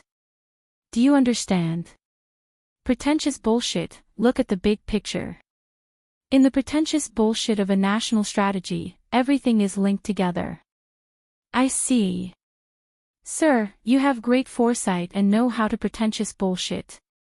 As expected of a professional, you flatter me. Thank you for the invitation. I was in Extet a while ago, and I just got off the carriage. See, you asked me the moment I arrived. Thales could only snort softly in his heart. But why do I feel that the prince and Lampard are in cahoots? Look, they sowed discord among the Northlanders, got rid of the Archduke of Beacon Illumination first, and then joined forces to get rid of King Nuven. I can guarantee that our secret intelligence department is definitely involved. Thales' expression changed. Shoo, don't talk about national affairs. Just think about it and you'll know. What kind of existence is Constellation? There are so many things that we can't handle every day. Why would we do this kind of thing? 2 words, not worth it. I heard that the prince seduced the Archduchess of Dragon Cloud City so much that she would die for him. Come to think of it, that's true. That woman only knows boorish men from the north. When she sees us Constellatiate men who are handsome, elegant, knowledgeable, and gentlemanly, won't she immediately fall in love with him? She won't be able to stop herself from marrying him. Hearing this, Thales' cheek twitched. Perhaps Constellation and Extet have something in common, more than I imagined. But Saroma, Thales clenched his fists. You don't drink. Thales came back to his senses and realized that it was Princess Elise beside him. The beautiful aunt was swirling the wine glass in her hand, tilting her head and looking at him playfully. Drink. He looked at the new wine glass in his hand and thought of an archduke who had invited him to drink. His heart felt stifled. The Duke of Star Lake was slightly distracted. Children don't. I don't like to drink. Elise looked enlightened. Drink a little, a few sips is good. There was a slight blush on the princess' face. She was obviously enjoying the wine in her glass. According to the rules, it's best not to let others see the pattern of the royal family's eating habits. Yes, I heard about it. Thales sighed, feeling a headache coming on. He looked around the lively banquet hall. Fortunately, we're sitting high. No one is looking at me. Elise chuckled and stared at the wine in her glass.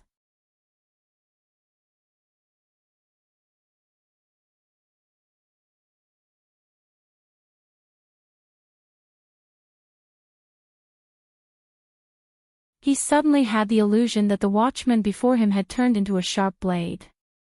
Mallows stared at the entire banquet hall and said coldly, "Doyle, go to the banquet immediately and blend in with the guests. Doyle, go to the banquet immediately and blend in with the guests. Pay more attention to them, especially those who have cautious expressions and stiff movements." Doyle still had a straight face. "No. I want to protect His Highness here." But Mallows turned his head around and his expression became stern. "I'm serious." His appearance startled the three of them. "Glover, inform Captain Adrian and ask him to escort His Majesty away quietly. Then, gather the men." "Sir." Glover looked at him in confusion. "What's wrong?" Amidst the melodious and light music, Mallows looked at the lively banquet below again with a vigilant gaze.